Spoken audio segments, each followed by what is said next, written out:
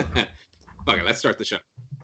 As famed dungeon master Brendan Urie once said, when introducing an NPC to help out his party, I chimed in with the haven't you people ever heard of? Checking for goddamn traps? No, it's much better to face these kinds of things without rolling for dexterity. Hey, and welcome to Homebrew, the show where we avoid the crushing dullness of self-isolation using our two favorite forms of escapism, alcohol and Dungeons and Dragons. We're going to do a couple of quick announcements before we get into the adventure proper. First things first, purveyors of finely handcrafted dice trays locally made here in Ireland and proud partner of this show, Dakota Irish, have put a promo code on their online store, Homebrew Show, to give you 10% off on your first time using that code. So if you're looking for a new dice tray, if you're kind of sitting at home and going, oh boy, playing on the internet's real tough and difficult, I like playing with people, and you want to sort of level up your experience, get yourself a Dakota Irish dice tray, tower, vault, any of the stuff. There's so much lovely stuff on their site, worth checking out, worth just having a window browse, just kind of scrolling through and going, oh, that's nice, saving it for later. That code will be good for this foreseeable future. You'll know when it doesn't work. So thank you so much for partnering with the show and supporting this. That's kind of small, independent, small fry Dungeons & Dragons beer live stream thing. If you don't already, and if the show was recommended maybe by a friend, come follow us and support this little show. Creators like ourselves, we're doing it because we love hanging out, we love having beers, we like playing tabletop role-playing games. But that's not to say that the little social metrics don't give us some warm and fuzzies. So follow us at Homebrew Quest across Instagram, Twitter, and Facebook. You will get sweet behind-the-scenes action, like another one of those, as famed Dungeon Master once said. There was two today. There was as famed Dungeon Master's Davy Jones. You'll find that over on Twitter. As famed Dungeon Master's Genesis. You'll find that over on Instagram. Do we have a stick? Is it our only joke? Is it my only gag? Maybe. Do I have 2 weeks to come up with them and they're still dog shit? Who knows? Yes. And then that's kind of all the announcements. It's hard to know if we are like, should we leave you to land your bit, or are you twisting in the wind? Should we let you tire yourself out? Is there another musical number? I like to think that I find my way back to my point eventually, like some kind of drunken aunt or uncle. And another thing. And then finally, there's the point of salience to this clusterfuck of a show. We drink beers, and we use it to inspire the people, the places, the adventures we have in the Homebrew D&D campaign. And if we could do a quick whip around of what we're drinking, I think we're in the same setup, roughly speaking, as our normal in-person game. So we'll start with that kind of around the table, Wes to Gav, to Keelan, to Lucy. That's how I'm picturing you at home. Mm-hmm. And then I'll finish up with what I'm starting the show with. So Wes, what are you sipping? What are you chewing on, buddy? This evening I am drinking Blue Moon Belgian White, and it is delicious. I've seen it around. I know it's been around a while. It's very, very light and tasty and refreshing. Nice. Sometimes people put oranges in it. Yeah, it advised that on the packaging, but I don't like to be told what to do by beer, so I'm not doing that. Also, I don't have any oranges. You showed it. Yeah. Sipping on for this show as I write down these names for potential NPCs, places, yada yada. Yeah, maybe let's not call someone Belgian White. Okay. Belgian Moon.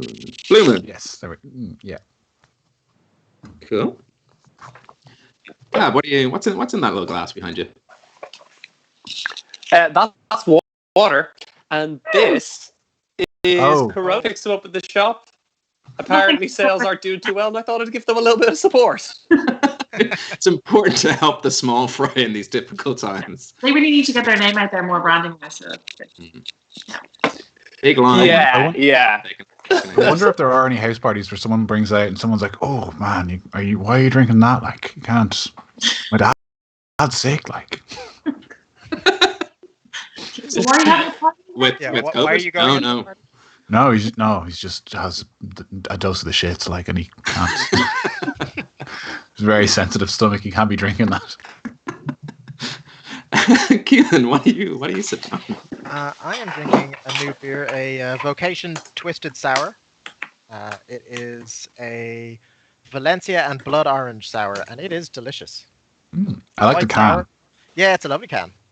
Just peels of orange. Hard to see my actual nice. cameras. And then so finally, Lucy, what are you sipping on? Finally, not just pissy lager. I'm having Clockwork Tangerine, which features obviously in Homebrew. I think I was heavily influenced by like these cute little boxes. It just seemed so handy. So, and I like the color palette, you know. So now I'm drinking something that has flavor. How's that going? Slowly. I actually thought it would help me just drink slower as well because it. No, the percentages are higher. No, you'll drink faster. 4.5. No, it's grand. It's grand. Oh, you're grand. All right, it is. That was handy. Maybe we should go live early more often than not. It's 8:00 and we're back. Look at us go! What a tight little segment. Normally we do have a community corkboard, but we're just going to fire right through. We're too excited to get into the main campaign. One last thing before we do. Huge thank you to our technomancers on the stream. That's Paul and Angus. They're running all the stuff behind the scenes. Mostly it's being Paul, like Oracle behind the computer screens these days, as we're remotely doing it.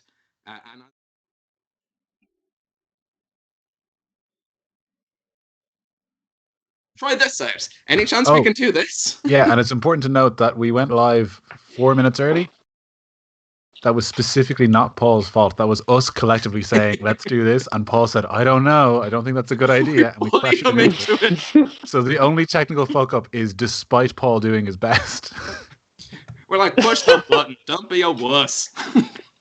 And he did it anyway. So yes, thank you very much. I will thank you again at the end of the show because we cannot show our appreciation for what you do behind the scenes. This show would not be possible. If you are into the technical side of this, we have a Discord. You'll find it on our social channels. And Paul has set up a sort of tech channel to discuss streaming. So if you're into that, we're trying our best to just sort of support the community we find ourselves in, to share helpful tips, to generally chat and get to know each other. So pop on over to us and bug Paul as much as we do with all your tech questions. Especially if it's like, hey, Paul, any chance you can improve Homebrew with this? And it's not us asking him, it's you. What a delightful way to do it. Go ask your dad. Now, without further ado, grab yourself a drink, pull up a chair, as we dive into a world where anything is possible, but not always probable. It's episode 21. Welcome back to the realm of Hibernia. And imagine, if you will, a quiet country road, freshly paved by none other than the Clockwork Tangerine. It winds down towards a small seaside village. We can see colourful sails dot the small bay and a couple of fishing boats further out at sea. And from this calm, a clatter of noise erupts from as four confused, but still sexy adventurers seemingly burst into existence from nowhere.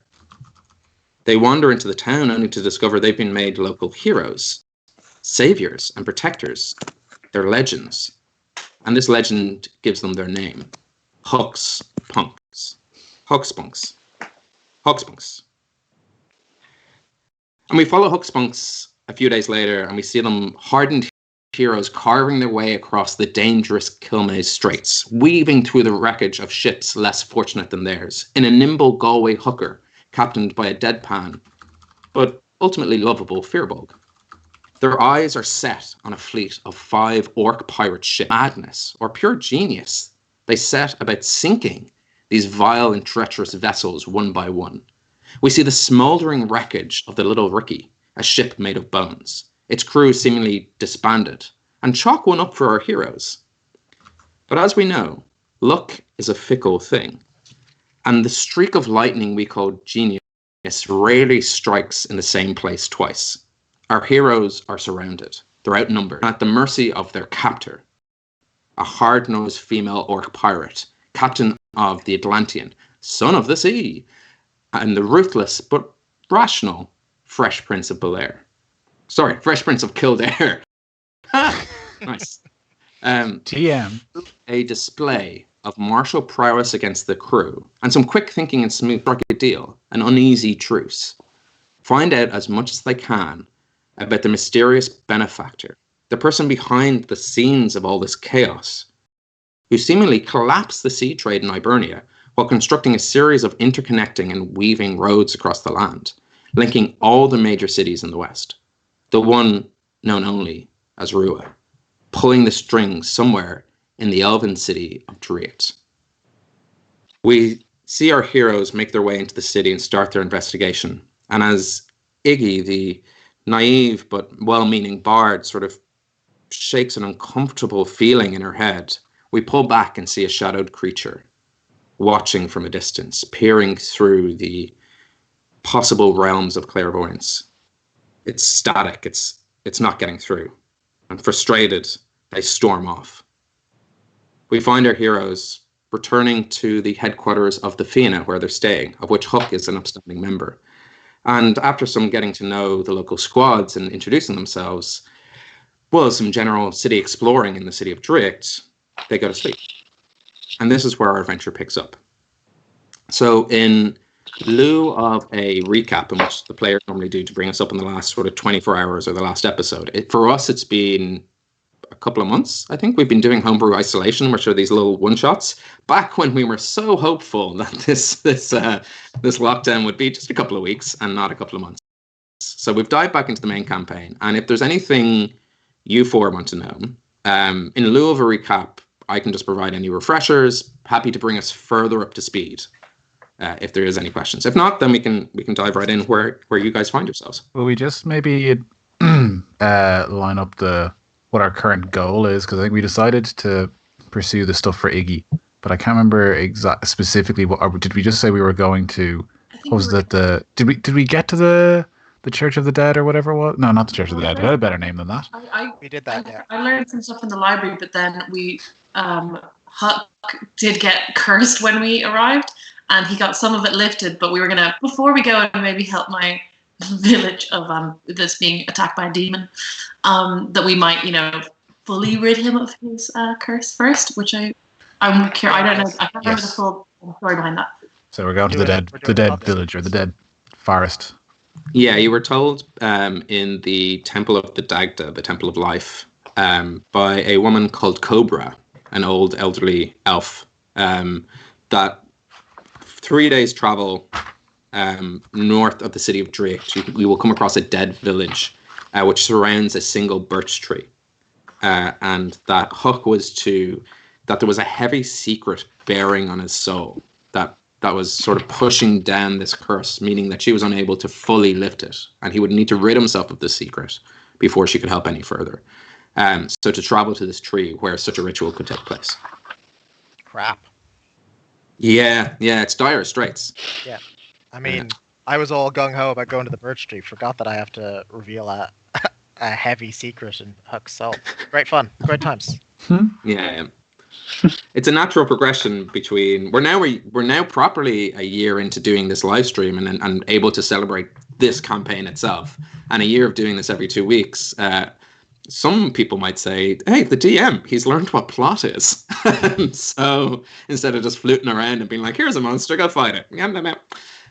So yeah, thought it'd be a little bit more intriguing for you to divulge something of yours. Great. This is purely a result of my poor minimalist note taking. But I have written here, Leoval Mythical Stone. Was that our destination, or was that just something else we'd been talking about? Oh, that's very relevant to Arlington's backstory. Okay. You were trying to find out if such a thing as twin souling was possible. And yes. Leoval was this rock in the sort of center marshlands, the boglands of Hibernia, where they used to proclaim the kings.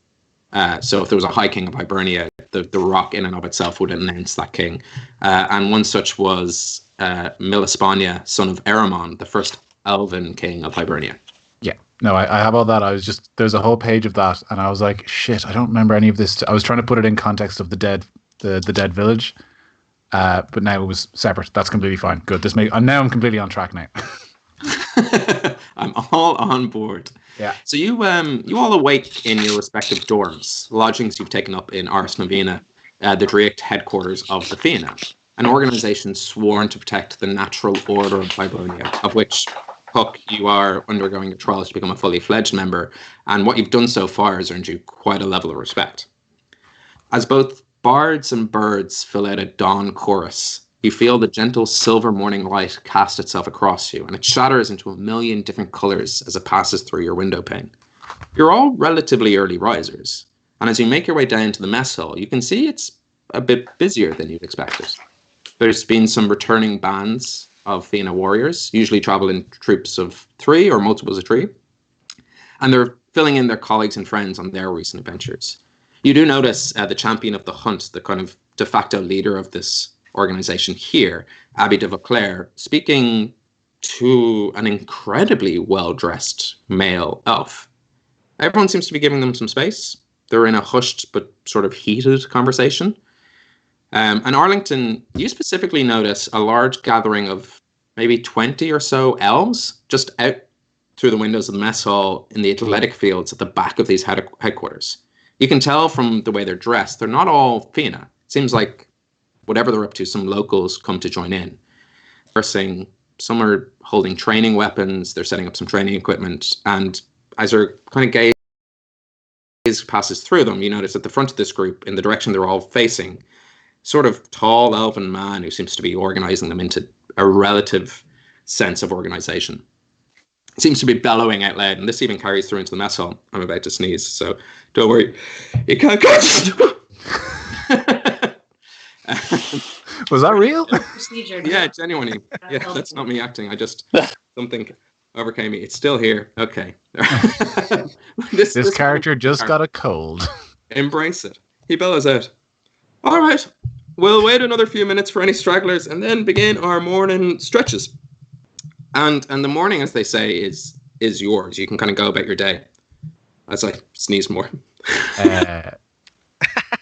Cool. I'm gonna.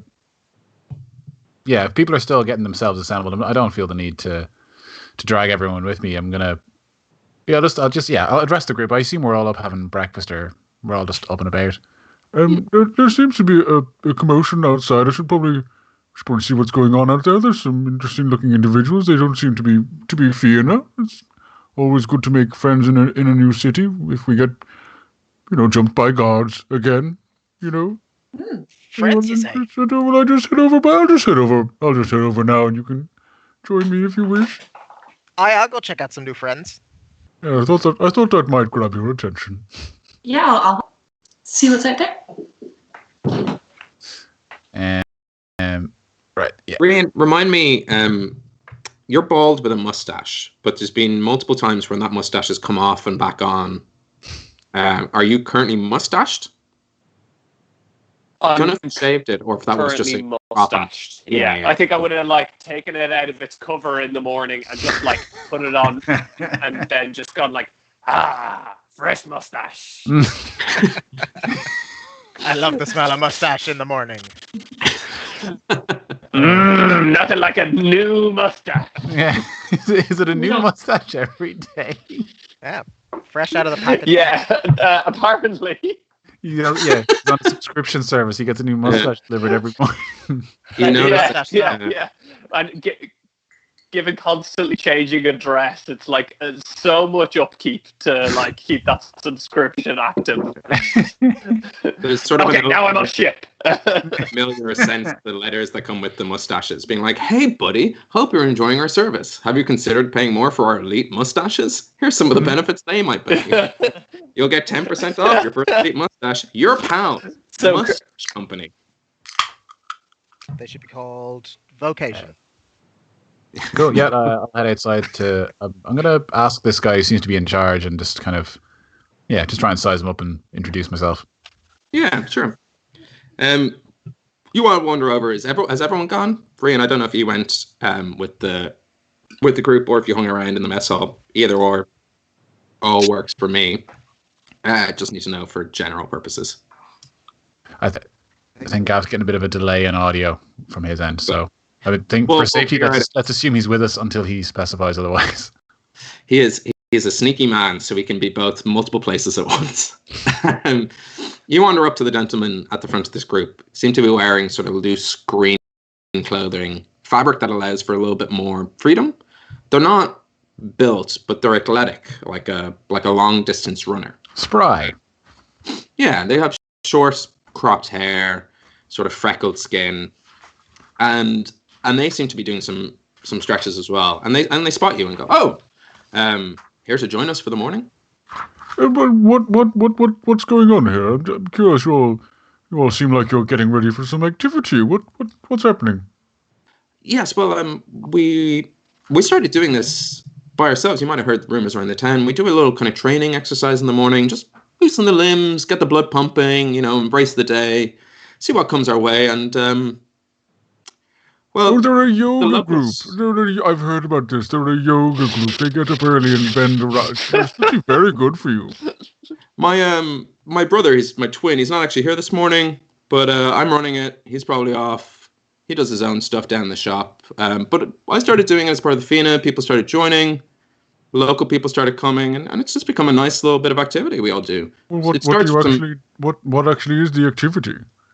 Well, we start with morning stretches and then a quick jog down to the river. We do it itself.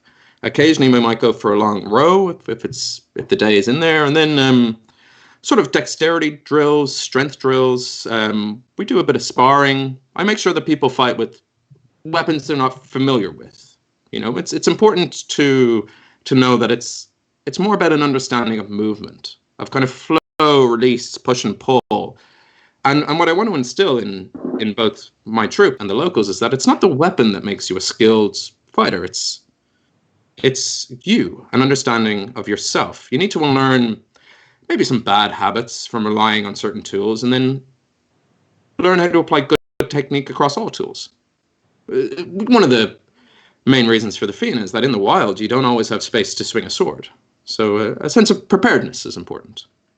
Well, I'd certainly like to take part in this. It sounds very beneficial. Oh, absolutely. Any of you care to learn a new life skill, perhaps? It seems like a fun game. In a dangerous situation. As someone, I've been really trying to perfect my motivational posters, so I think Yes, I know.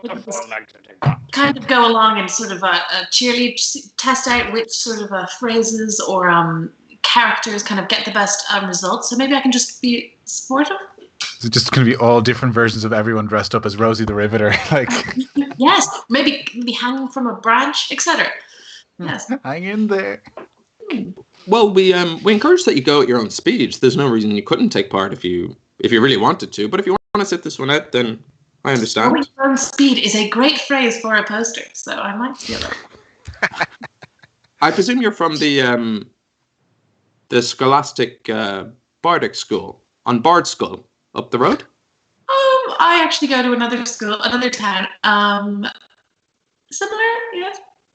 Oh.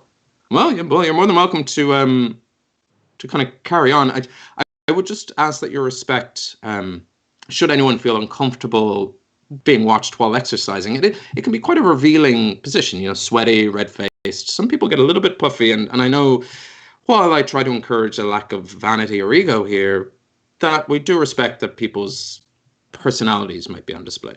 Yeah, I shall not doodle some sort of gritty, realistic horrific portraiture as we go. Thanks for stopping me. If you wouldn't mind, can I get your names? You, the bard.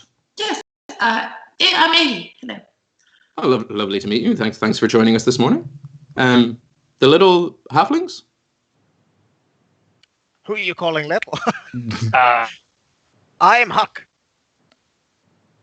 Lovely to meet you, Huck. A fellow of my own order, I see. The quiet mustachioed fellow's name is Rian. He doesn't talk much. Ah, well, you're more than welcome to join us, Rian. He's not a morning person. Oh, and yourself, Blue. tall fellow. My name is Blue. Glue. I definitely have my bandana up covering my face at this stage, I'd say. It's not Steven Tiger then. No, that escaped me. No, Blue is more of a nickname. I prefer not to be called Steven. Oh, Jesus, well that's okay. good. I'm only calling you Steven for the past couple of weeks. Weeks. Shut up, my little friend. He has a lot of well, you're all more than welcome if you just want to join the group. But I think actually, and this is to the wider group, I think we have everyone here. We can start stretching, and then we'll start with a couple of bridge runs. Sound good?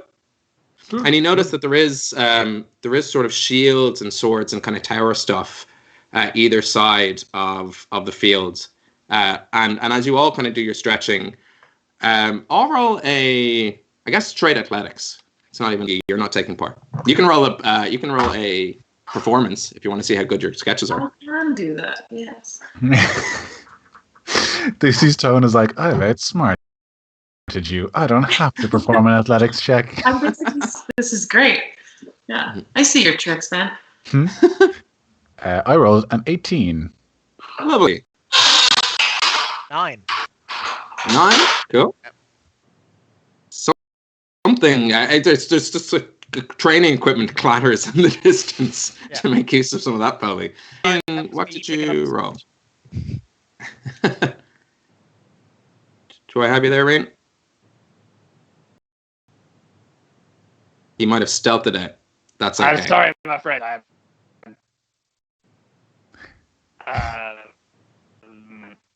Oh no. That's Very mysterious. maybe come Yeah, I will. And I got a 24. So. Amazing. Wow, it's and what are you drawing specific shapes, forms, or like taking in the entire scene? What's the Oh, well, I just want to go see how we go, but depending on what they do, if someone looks like they need me to draw like an extra muscly version of themselves, maybe it'll be that. Maybe it's just drawing a literal carrot on a stick, perhaps, Let's see what yeah. I'll roll for the general people. Seems like you're being able to kind of to put on a show for you. This inspirational poster is working. People are kind of pumped up. It's like if you were to play music, it'd be like listening to music in the gym, but you don't. So it's a very silent, sweaty, and grungy workout. Okay. And there is just the general drift of music that follows through the city of Drake. But yeah, everyone's pumped. And Arlington, you seem to be leading your own Huck's Punks group in some very successful stretches. And as the leader of this troop, we'll call him Trooper until he has a real name. I'm happy to take any names, although you do not know. Yeah, we are the worst for asking people what their actual names are. You, useful NPC. Yeah, I'll say mid groin stretches. I'm leaning over. I didn't actually catch your. Oh well, my name is. Let's see what we got here. I've got a Zitron. Citron. Zitron. My name is Zitron. Oh, it is Z. Yeah. Z seemed to be a very elfish letter. I think that.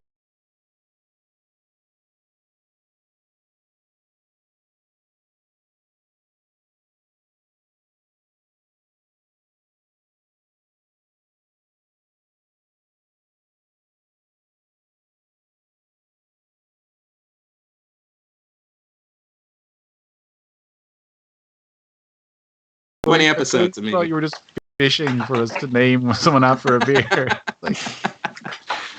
My name's Citron, but not to confuse me with my brother, you can call me Trooper. And you complete your morning stretches, and a very odd thing happens next. You see people get behind the sort of handles of a hand-pushed plow, and they strap a shield in front of the plow, and they get to one end of a field. And some of the Fianna who are used to kind of falling under rank under Trooper all get to the other end and pick up arrows and bows. And they pull them back taut. And Trooper goes, on my whistle, push the plow through the field and avoid getting hit. Everyone ready? Do you have our weapons on us? You do? Yeah, sure. Why not? I don't see why you wouldn't. I'm gonna take my shield out and just hold it up like this. So I'm gonna try and push this thing with like shoulder in one hand and keep the shield up to protect myself. You hear a voice from the side. It carries, because of the general sort of stillness of the scene. It seems to be a sort of smaller, half elven, half drow, almost gothy looking pixie cut, little ears peeking out, and goes, and please remember not to break our equipment. Thank you. And as everyone starts pushing, I'm going to roll some attacks. It's going to be anyone with the shield and a plow and a push, which you all have. I'm going to need you to roll athletics checks. Athletics checks are how well you're pushing through this field. They're going to, if you hit the DC, it means that you get the AC bonus for having the shield and a plow. He's not good. He's not good. 8. It's really bad. Same. I got 2. So you start drawing the scene as everyone in groups of 2 or 3 get behind these players and start pushing them towards this volley of arrows that head towards them, and you're keeping an eye out for your friends until you realize that they've sort of dropped behind. The sheer strength of having to cut through the earth with this plow. I mean, it's unfair. This is your first class, and they've probably been doing this for at least 2 classes. So don't get better. And then a string of arrows come your way. Does a 16 hit any of your ACs? Yeah. Even with the shield. Yeah, it hits me. You all take 4 bludgeoning damage as these kind of blunted arrows. They seem to have, they're not sharp, they're just sort of bullet, and they just get battered. And it pushes you back a little bit. And without really noticing, a trooper comes up behind you and goes, "That's okay." And he puts his hand over each of your shoulders and, like a maul, just kind of pushes it forward with you. And he goes, "The key is to move at the same time. Move as one. Don't be fighting each other. Just flow forward." And with this giant push, you get to the other end of the field. And he goes, "One more time." And all the Fina warriors run to the other end, load up their arrows, point them up, and aim. And once again, everyone goes, "Heave!" And this sort of line of shields move towards the end. And the more you can keep up with everyone else, that's where you get that AC bonus. You're almost creating a barrage, a sort of impenetrable pushing wall.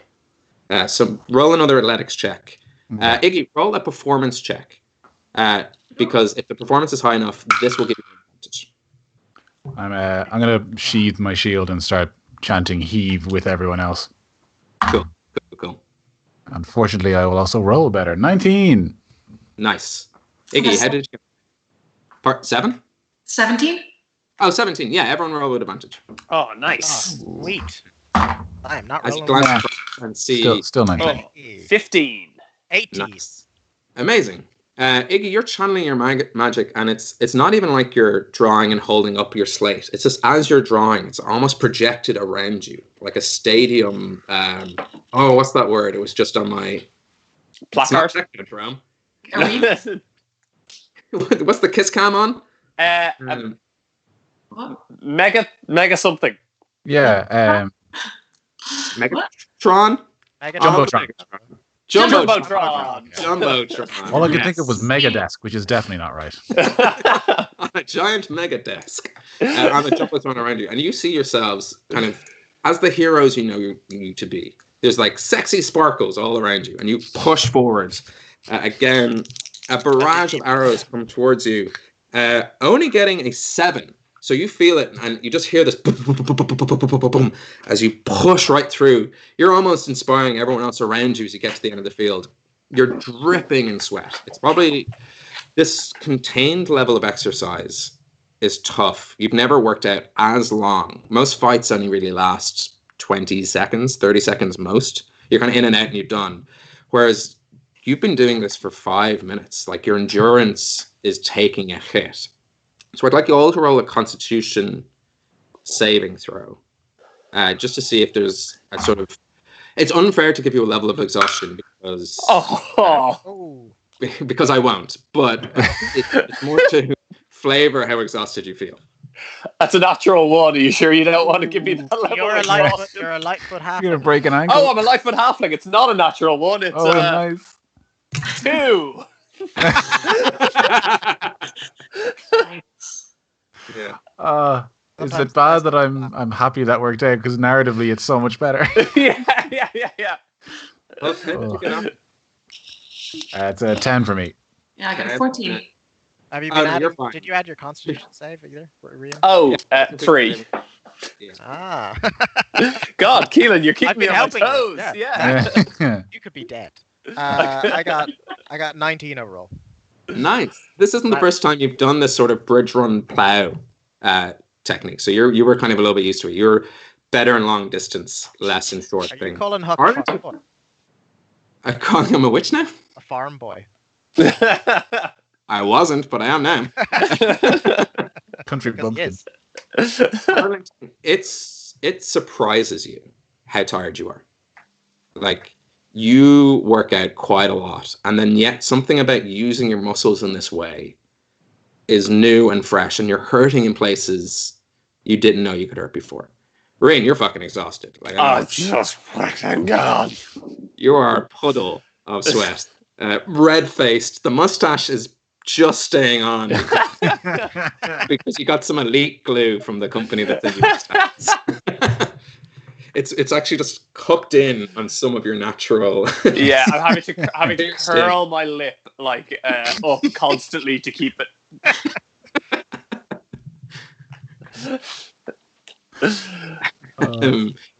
And you kind of go through this series of training exercises in the morning. It takes all in all about an hour and a half. You all go down to the river, and when he said 5K swim, what you didn't expect was that it would be 5K upstream. So you're not moving anywhere. You're just swimming against the tide. And some people are getting exhausted. Some of the villagers, some of the Fina, they sit this one out. They're just not that physically fit.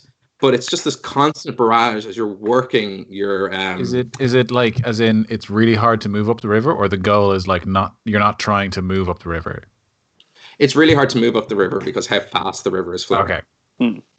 Yeah. I thought it was like going on a treadmill kind of thing. No, it's just you're just being battered by a constant stream and trying to do it. If you want, you can. I'd say, Rain, you probably didn't go for the swim based on how exhausted you are. I'd say that's probably right. Arlington, it's your choice if you want to go for the swim. However, you could, at this point in time, you could take a point of exhaustion if you don't hit a DC of 10. That's the DC I've said. I will say, okay, so I'm going to go down to the water's edge. I'm going to turn to Rian and be like, My friend, I have a slightly strange request, if you wouldn't mind obliging me. Could you kick me square in the testicles, please? Just No as problem. hard as you can. You've barely finished the sentence, and I'm already swinging. Oh, good Christ! yeah. Hi, that seems like a fun game. Can I play too? I gotta kick him in the balls as well. Both of you, both halflings, I need you to make acrobatics checks. Arlington's testicles are at your head. So to kick them, you almost have to bicycle kick them, and you're catching the back end of the balls. That's how I always kick. That is my roll is a 29. I really wanted to kick 21. those balls. I got 21. Yes. I'm picturing like a breakdancing, like you put your hand on the ground and your legs kick up. Yeah. You're pulling out some capoeira moves that we didn't know you had. He had Eddie Gordon in the testicles. So does that mean we won, Rian? Now I kick you? No. I don't think so. No. It's a strange game. I think Arlington drops to his knees and his eyes go sort of red, and the pain sends him into a barbarian rage. And he stands up and just kind of slowly, just like sort of like when Godzilla goes back into the water, that kind of look. So now raging, I would like to attempt the swim test. Yes. Huck, you're able to do the switch without the exhaustion. You did well enough in the last one, should you wish to go for a swim. Yeah, Cool. it's classic Huck. I reckon I'm running around being like, "Are you guys tired?" Way. Yeah, he'll definitely swim. Yeah. Both give me an athletics check. So can I try and farm again, kind of, or do a little? Absolutely. But this time, I'm going to ask that you use one of your bardic inspirations if you want to give it to them, as opposed to your performance checks. You would have to use one of your slots. Okay. I was being I get advantage from a rage anyway. That's true. Well, then, yeah, no. Well, no, I mean, by all means, do it. But like, I'm still going to just draw some pictures of really buff fish to try and inspire them. But maybe it's just going to, Is it like the Grandpa Simpson tattoo? Yeah. But swimming, so, Yeah. Nice. What were those athletics checks, my buds? that is a 21 for Arlington. Ooh, 19. like salmon returning home to, Yeah. I don't know, give birth? Is that what salmon do? Yeah, that's exactly it. You got it in one. And 19, yeah, both of you go for a very refreshing swim. And you all jog back to the Fianna headquarters where there's a choice in front of you. Trooper turns around and goes, well, as we're warming down, or some people are warming up, you can either spar, just make sure you pick something you're not familiar with, not necessarily proficient in, or there's dexterity drills that I run over in the south end of the field here. So he goes off towards the south end to run some dexterity drills. But everyone else, some of the villagers, they've disappeared. The group of 20 is now down to a group of 10, not counting yourselves. And most of them go to spar. Troopers was it Trooper that went off to the dexterity? Yeah, Trooper went off to do dexterity training. Did he explain what kind of drills it would be? Is it like? He didn't really mention anything. Okay. What kind of weapons are lying? Is there any kind of weaponry there that I wouldn't be familiar with? There are some glaives, swords, quarterstaffs, nunchuck size, bows, crossbows, clubs. There's pretty much the quartermaster has put out everything. And again, you see her there, this half drow, half elven, being like, these are real weapons. Please don't take one. If you're training with them, we need to keep them in working order for the Fianna. Thank you. All I ask. Literally, all I ask. Yeah, back on the rock when you're done. I'm going. You can tell she's already putting around some like broken shields from before. I'm going to follow Trooper, actually. I'm going to see what kind of techniques he's teaching, because I think I'm looking at all these weapons and it's nothing new to me. Like, I've definitely used all these before. I'm going to go with the dexterity as well. Yeah, me too. Cool. So you all head over to Trooper. You're the only three who go. And he's kind of sitting down cross-legged in the grass. And he looks up and goes, oh, so the newbies. Great. Right, well, this kind of requires us to be of the same size. So if you don't mind, 2 halflings together, and I will do the drills with you, Blue. Blue, yes. You want us to stand on each other's shoulders? I could have told Easy. you. And I could have told you yesterday that was Now we're going the to be same your plan. size. You don't need to do that, but perhaps if you're training with Blue in the future, this could be a good way to do it, to match sizes. No problem. And I backflip off. I'm helping him do that. Yeah. And you land in an amazing pose of it looks as cool as you feel. Yeah, in an attempt to get some kudos back after my lackluster performance. Hey, Iggy, did you see that? Did you see this, Iggy? Watch us. Oh, I'm already drawing it to remember forever. Trooper puts his hands in front of himself like this and sits cross-legged in front of you, Blue, and then puts them out. And we'll do the same thing. Yeah. We'll and he goes, you guys can do the same. We're going to start slow. My mother and your. I know this game. And he goes, it might look silly. It's a patty cake drill, but being able to. It became infinitely sillier when you gave it that name. Well, it's a baker's man. You know the classic Hibernian rhyme: patty cake, baker's man, bake me a cake. Eat him up as fast as you can. No, sorry. I grew up with very strange fairy tales. It's a translation thing. So you were saying, and as you go through these series of drills, he starts very simple, and then it starts going into more kind of like advanced playground versions where you're going up and back, clapping behind it. like rhythm changes, shooting the guns. There's like a whole series of patty cake drills which he teaches you, all more intricate than the last. Is this just secret handshake training? I mean, it's just extra levels of the game, of the old patty cake game. I'm going to be bothering you guys about patty cake for a while. Yeah. Oh no, we've created a monster. Sleight of hand roll. I can be pretty good at it. Exactly. Very much a sleight of hand roll. Yeah. I will roll for Trooper. Okay, that's not fun. All right, Rian and I should be pretty good at this. 11 for Arlington. I only got 17. 16. Oh, nice. Yeah, you are. You're barely matched. And actually, it's more important here to get rolls closer to each other than to be high up. Oh, cool. But obviously, the higher you are up, the better your patty cake is. Trooper got badly. Trooper got 10, so you're actually well matched as well, Arlington. Ooh. But you get the feeling, despite the dice roll, he's holding back. You get the feeling. He's cool. He's cool. And Ben gets the feeling when he wrote this maybe 4 months ago that he had a mental note to say, look up patty cake YouTube videos and call it research. He never did. But next time we do this, I'll have slick moves and names for everyone. I think we should definitely save performing patty cake until we're back in the physical studio, by which I mean Keelan's house, rather than awkwardly doing it with a slight time delay. It's funny, Ben, you created something that is like exactly what we can't do right now. Yeah, exactly. And then we'll all shake hands.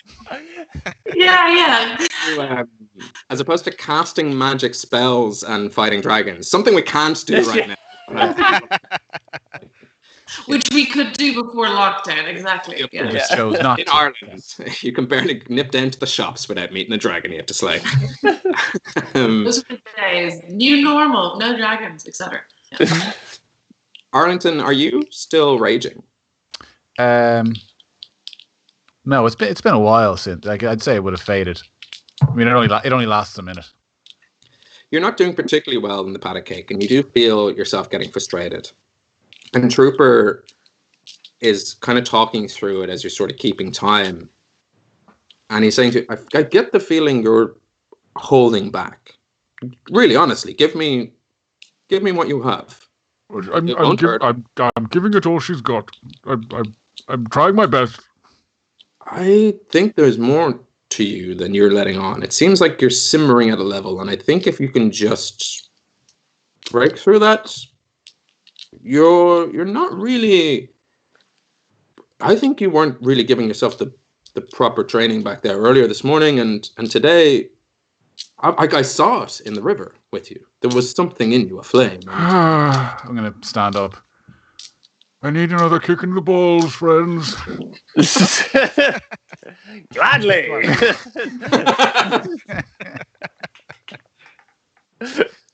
All right. I go first this time. You successfully kick him. I'll have to get my wumps in 22. My lumps. No, I only got 11 you don't need to mark this off. You don't need to mark this off as a rage. You can mark the other one off. That was your ambition, but this is me narratively forcing you to do something. So I'll sit back down cross-legged, but this time without meaning to. And so I try to put my hands up like this, and they instinctively go up like this in fists. Yeah. Trooper's hands don't change. He goes, now you see why we're practicing. And he keeps them cupped. He goes, I'm not going to pat a cake. You just hit. And he starts calling out like 1, 2, 1, 2 jabs, and he's moving his hands in different places, just trying to get you to punch. And I want you to roll just a straight strength check, which I will have advantage on with rage. Sure will. Strength is 19. 19. He's letting your punch, he's giving a little bit give to his hands just to absorb some of the strength. He goes, there it is. That's it. That's the thing I'm talking about. That flame that roars inside you. Don't extinguish it. Tend to it. Stoke it when necessary. Turn that madness of rage into a hot fury of hope. As he becomes more and more British for some reason. So that's the thing. It's hard not to slip into that. I know. Every fantasy game. And I don't even particularly have a strong Irish accent. Yeah. So fuck it. Yeah. And you go through this series of drills and you look across Rian and Huck, and it is like a anime blur of punches. You know. As match. Whoa. Should we give this He a goes, go? okay. All right, that's enough for today. I punch Reen in the face. God! You weren't quick enough. You're doing it wrong. Oh, that really hurts. Oh. And as you all I'd make say your way Barrington's back, hair has come like completely untied and it's all over his face and he looks like shit now. that's fair. There are showers and hygiene equipment. Hygiene equipment? What the fuck is that? Like the humans use when they bathe.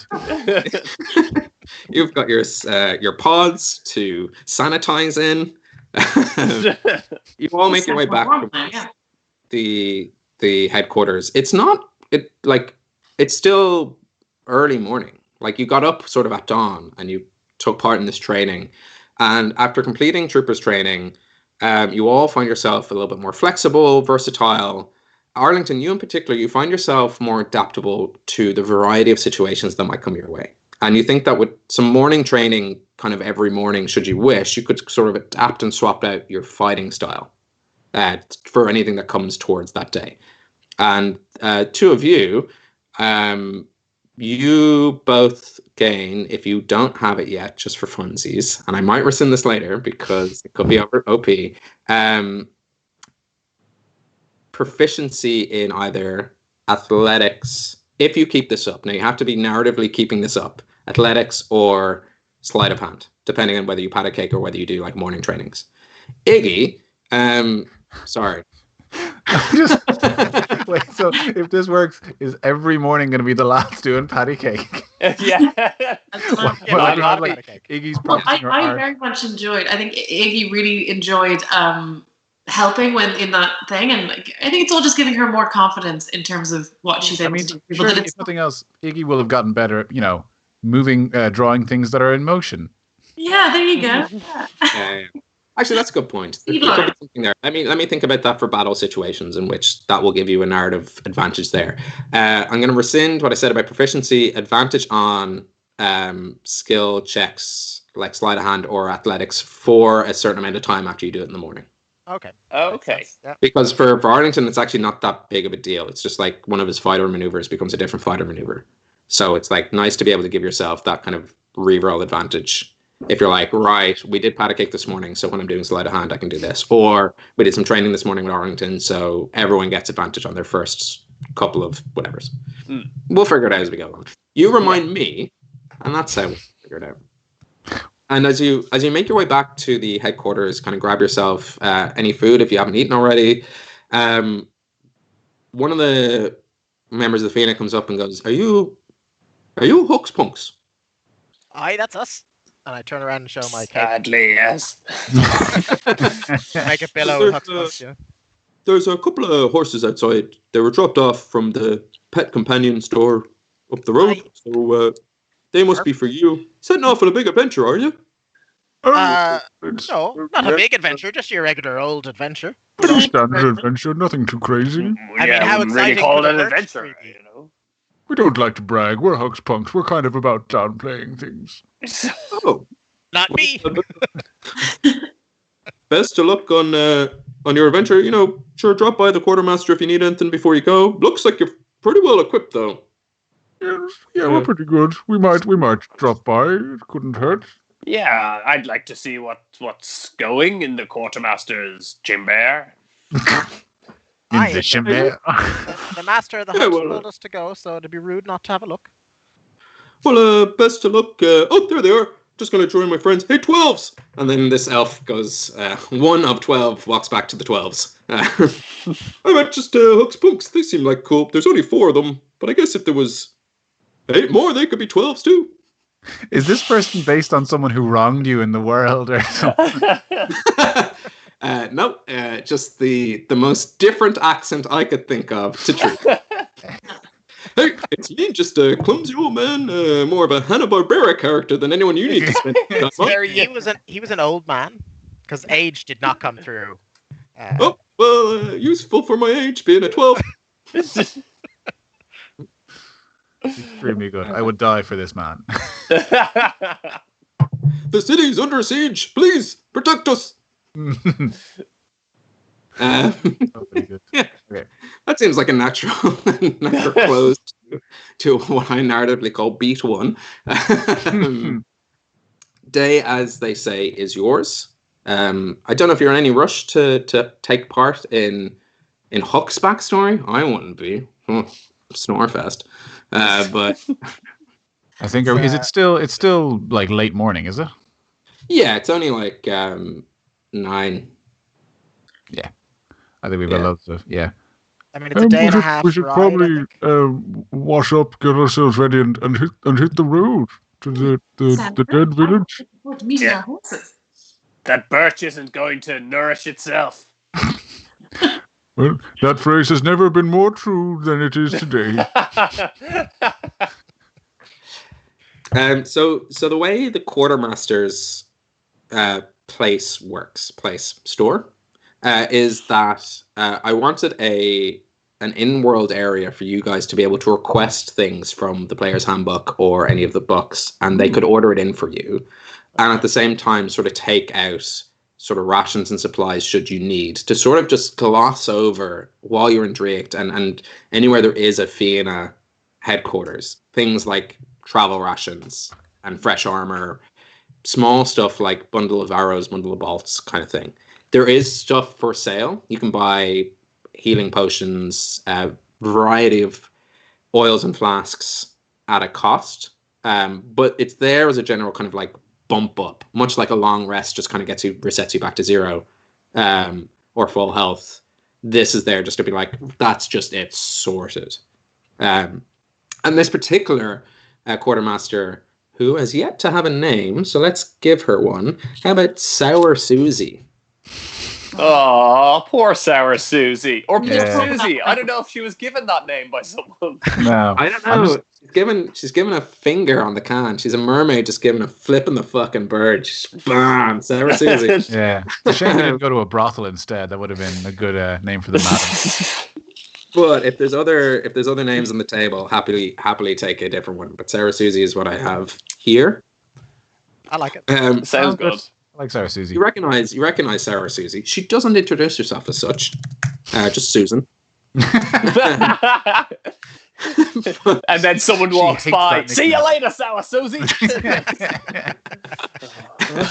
And she is this sort of young, half elven, half drow, very gothy, pixie cut, sort of hair just sits messily in front of herself. She almost has a sort of teenage adolescent disgust and disdain for anyone who asks her anything. Just kind of wait. So she's half elf and half drow. Yeah. So she's a tanned elf. I guess so. Yeah. Yeah. Why not? She has drow heritage, I guess. Okay, cool. Is the fair way to put it, but very well pointed out. If it wasn't you, it would have been one of our viewers winning a Don't Be Like Gygax award. Damn, I lost out on a Gygi. She is wearing a dark navy half cape over the typical forest greens of the Fianna. And yeah, it's pretty much one of those places where I'm like, I don't know if I can actually lend you anything because only one of you is technically one of us. So like, this is a Fianna supply store. I mean, I can't just be handing out supplies to. Oh no, that's okay. It's, my friend here is a member, and he's the only one who wishes to buy stuff. What if you get us stuff onto the table, Huck? And also we were told to get stuff by the Abbey de Vauclair. She insisted that we have whatever we want. That doesn't. Whatever you. She said whatever you want. Whatever we want. And she raised her eyebrows exactly like that. All right, give me a second. She sort of just waves her hands in front of herself and opens up this little portal, and you can see her just kind of whispering into it. There's some guys down here. I'm just asking. Sorry. I thought we had a relationship built on trust, not on verification. Oh no, I thought our relationship was trust, never verify. Well, like true friendship. I have to do my job. Abby de I'm just Vauclair would be incredibly annoyed if you went to her right now. Let me tell you. She looked pretty mad this morning. She was in a pretty bad humor. She was in a bad humor, and she was like, "You go get whatever you want from the quartermaster, and go do your job, which is top secret, so nobody asks questions about it." No, she calls you. I remember it like it was this morning because it was. So we're gonna need some rations, some cooking utensils, and a cobbler's kit. Okay. Some healing. And tequila.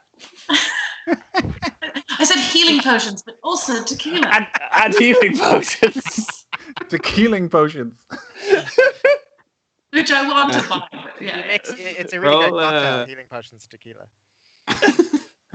Roll a persuasion check. As she goes, well, that's the word limit anyway. She's just gotten some nonsense. I'll clarify that later. Was she tweeting? Are you sure it's not deception? Oh yes, sorry. Yeah, 100% deception. Yes. Then that is a 16. I was just like, I'm pretty sure the Abby de Vauclair did say go to the quartermaster if you need anything, but I don't think she said take everything you want.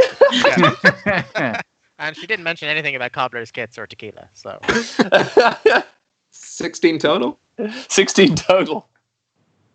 You see this woman just kind of go, normally I'd just be fucking with you, but after that, I really have to check. And she waves her hands again and goes, hey, sorry about that earlier. So 4 adventurers, one's fiend, comes to, they're looking for stuff, Huck's punks, looking for supplies from the store. Just regular old stuff. It doesn't work like that. It's You've never seen someone cast a message or sending spell before? No, never. It's not an open chat. You can't just shout into this thing. Oh, there it is. For a group of half magically inclined people, we see very little magic. At least stuff what are you talking like this. about? And I'll make glitter appear. Wow, I'm startled. Oh, I've never seen anything. It was such a display of performative magic. Good news for you, Huckspunks, is the Abbey. She said no. She said go fuck yourselves. That is good news. Thank you for that. Yeah. Oh, that's excellent. Oh, that's so good. Yeah. How are we going to do our very important Fianna business? Well, only one of you is the Fiend, and let me tell you, I know the business we do around here isn't very important, so you're not going to pull that one on me. What are you talking about? We're the most important people on Hibernia. What, you think there's just some, big tale being told about you, as if of all the things that happen around all this world, you... Not yet, but it will be afterwards. There is. Ask my teammates. I tell them every night before we go to bed, the big tale of us. He does, and it sounds very important. Yes, he tells us this before we go to sleep. He calls it hucking us in. It's adorable. I do. She scribbles something down and turns up and goes, look, I don't actually care. I'm fucking with you. I kind of have to say that I'm protecting the supplies here. So you needed travel rations. How many days are you going for? 1.5 days there, 1.5 days back, 5 days. Okay. And you with the crossbow, the talking one, flappy mustache, need some bolts. Yeah, I'll need some bolts. Oh, she means you. I'm so sorry. And then healing potion and tequila. Tequila I don't have. The healing potion. Healing potion I do. It's a 20 gold. That's fine. Make it rain, Rian. Yeah. A bit more dangerous with gold coins. A healing potion for all of us. So 4 healing potions. So. Okay, I can get you. Well, this really narrows down my supply. If you're getting 4, we subsidize this. You could donate to the store and pay full price. Oh, I'm so sorry. All I've got is the subsidized price. Oh, next time. No, Rian, you've got loads of cash. Shut up. Here, look, I'll give it to you Look at now. this, it's all I jiggly. normally don't give them out in 4 because 4 is a lot. Like, we don't get a lot in. They're difficult to make. I'm sure you know. Oh, I know. I really appreciate it. So she slides over 4 healing potions, your bundle of bolts, just like 10 bolts. You guys need fresh cloaks or anything? They look a little tattered. What are you talking about? Oh, They got Huck's these are clothes written on them. This is all billowy. they're worn in. They're comfortable now. Suit yourselves. Personally, I like it. It's grunge. It's grunge. I like the look. I just Before our business concludes, what weaponry do you sell? Do you have more? I'm looking to purchase a net used for combat purposes. Would you have anything like that in stock? I'd be happy to pay full price. I don't. Let me have a look. And she wanders back into, and it's just sort of like you could see behind the walls of an Argos, just rows of stuff kind of labeled and positioned away, like your classic kind of gated hold of equipment. It's not big. There's not a lot of stuff here, and so she's able to shout for you from the back. I'm afraid we don't have any nets, but if you're gone for, what was it, 5 days, 3 days? I could order one in. Yes, I'd very much appreciate that. I actually think Zatron would like that too. It's unconventional. That's a great idea. Yes, I'll tell you what. I'll give it to you for free if you let me pretend I came up with it. Well, how much would you charge normally? Well, I have to set the price first. Why you haggling over Well, free? it's hard to agree to negate the price if it's only going to cost a small sum. I mean, we haven't known Tron very long, but he seems like a stand-up fellow. I'm not inclined to lie to him. Oh no, I've looked all around the city. There's no nets. Right, well, now let's not be too hasty. Maybe I misspoke when I let my morals get in the... You know what? Yes, it was a very good idea that you suggested the net. It's your store. You know how everything works, and I'd be delighted to accept your suggestion. No, it's our story, though. We just talked about it. How is it of all of you, and I should expect this, but all of you, it's one of us that's the most annoying. I learned how to be annoying with the Fianna. It's our greatest skill. And she does crack a smile. Yeah. Yeah. I'll win you over eventually, every time. You guys seem pretty cool. All right, here you go. Best of luck in your venture. Be true. Don't get killed. We'll try not to. Thank you. That's actually probably the nicest thing anyone's said to us so far. Yeah, I'm gonna hand on the heart and bow my head and be like, Be true, don't get killed. That's actually not one of ours. Ours goes something like, that's a funeral song. Clean your weapons, blow the dust off. There's a whole thing. We should leave before she starts singing Rattle again. Yeah. Bye. Fianna fi fo fum. I'm gonna pluck Huck up by the collar. Come along, little man. Bye. Later. And you hear just this heavy sigh. Alone again. As you leave make your way out. I feel no empathy for this person. She was a dick. She was sour. I liked her. But beneath that layer of sour, there was further sour. Actually, as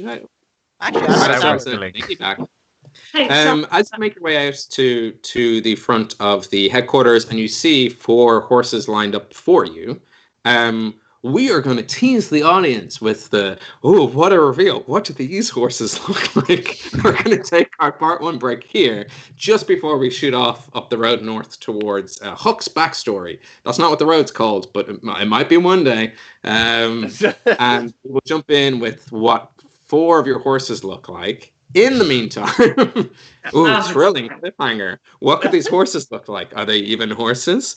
Who knows? Horses get revealed. It's definitely just a dog with a saddle on it, that's fine for halflings. Yeah, that's true. Actually, that's a good point as well. You did order specifically full-sized horses for yourself. Yeah. That's fine. That's a good way to do it. Some of you got special things for your horses for doing good player things, like getting your leveled up character sheets in on time. Look, I bribed them with better stuff, like a fancy, like pay for downloadable content. Cool skins for their horses. So that is something to stick around for, as we describe the animal bonds between these four sexy horses and these four sexy adventurers. We will be back in about 15 so minutes. If you're enjoying the show so far and you don't already follow us and subscribe to us on YouTube, please do hit that little bell. We're going to be here for this foreseeable future. We're going to do all our live shows on YouTube, and then the VODs automatically go up. So you have links to share with your friends. And please do. And if you're drinking anything interesting, let us know in chat. Or if you're watching this in the future, tweet at us at HomebrewQuest. We honestly love talking about beer and D&D just as much as we love playing this game live. So hit us up at any moment in time. We'll be back in 15 minutes, which hopefully has given our amazing technomancers who run the stream. I'm pointing here. They're not beside me. We're doing it remotely. Normally they are. Normally I can touch them. And they tell me to keep my hands inside a box. But yeah, we'll be back in 15 minutes. See you then.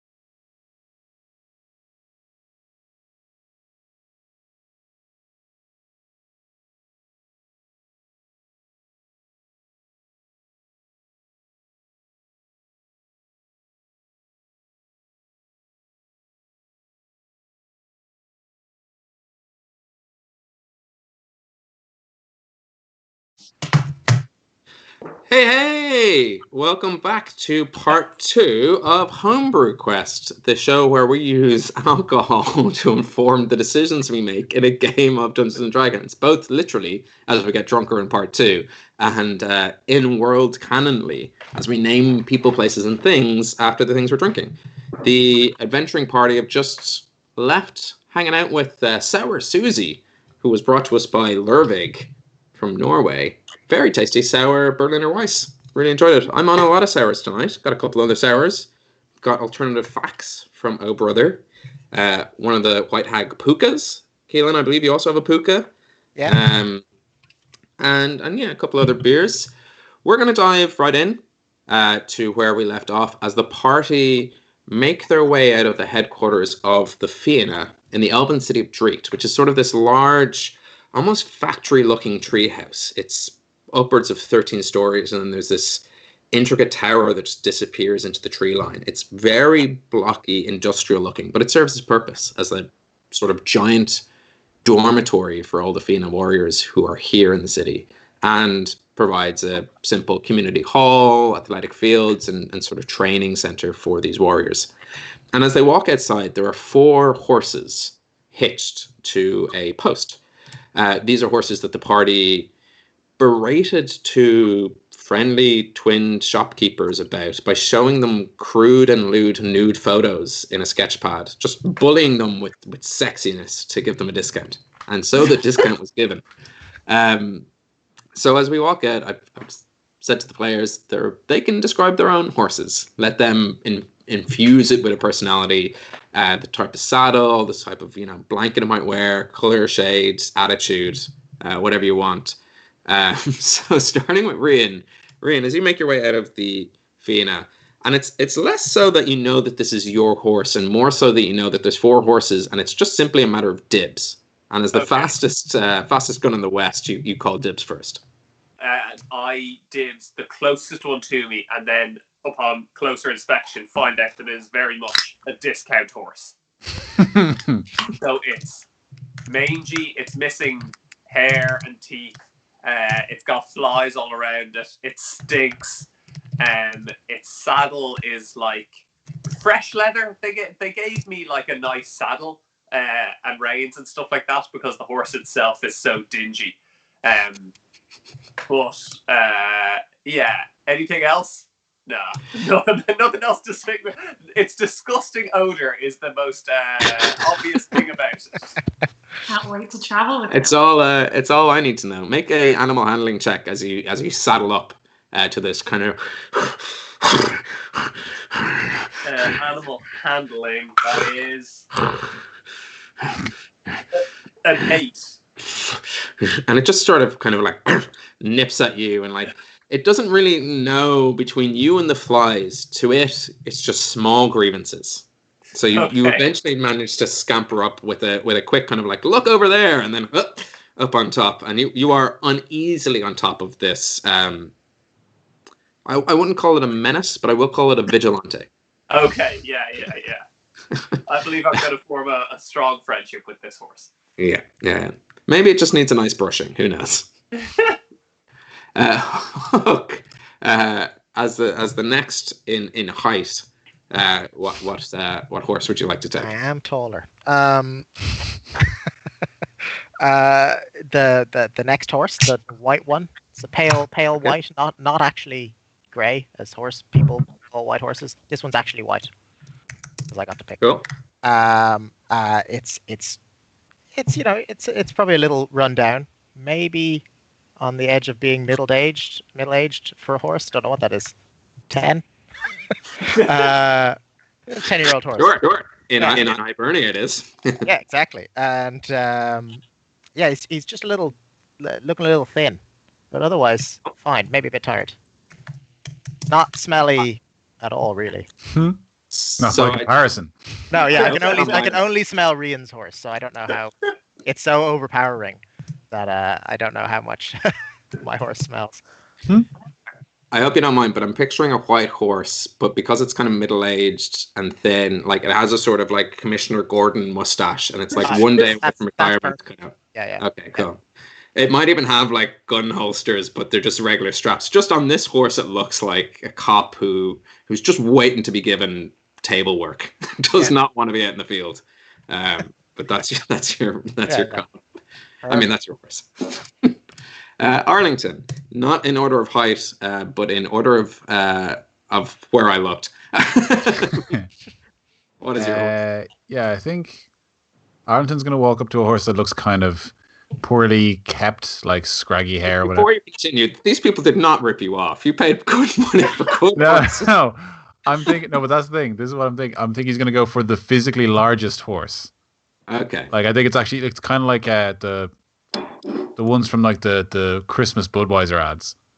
Those big motherfuckers. That's specifically what you asked for last time. So. Oh, did I? Oh, that sounds like me.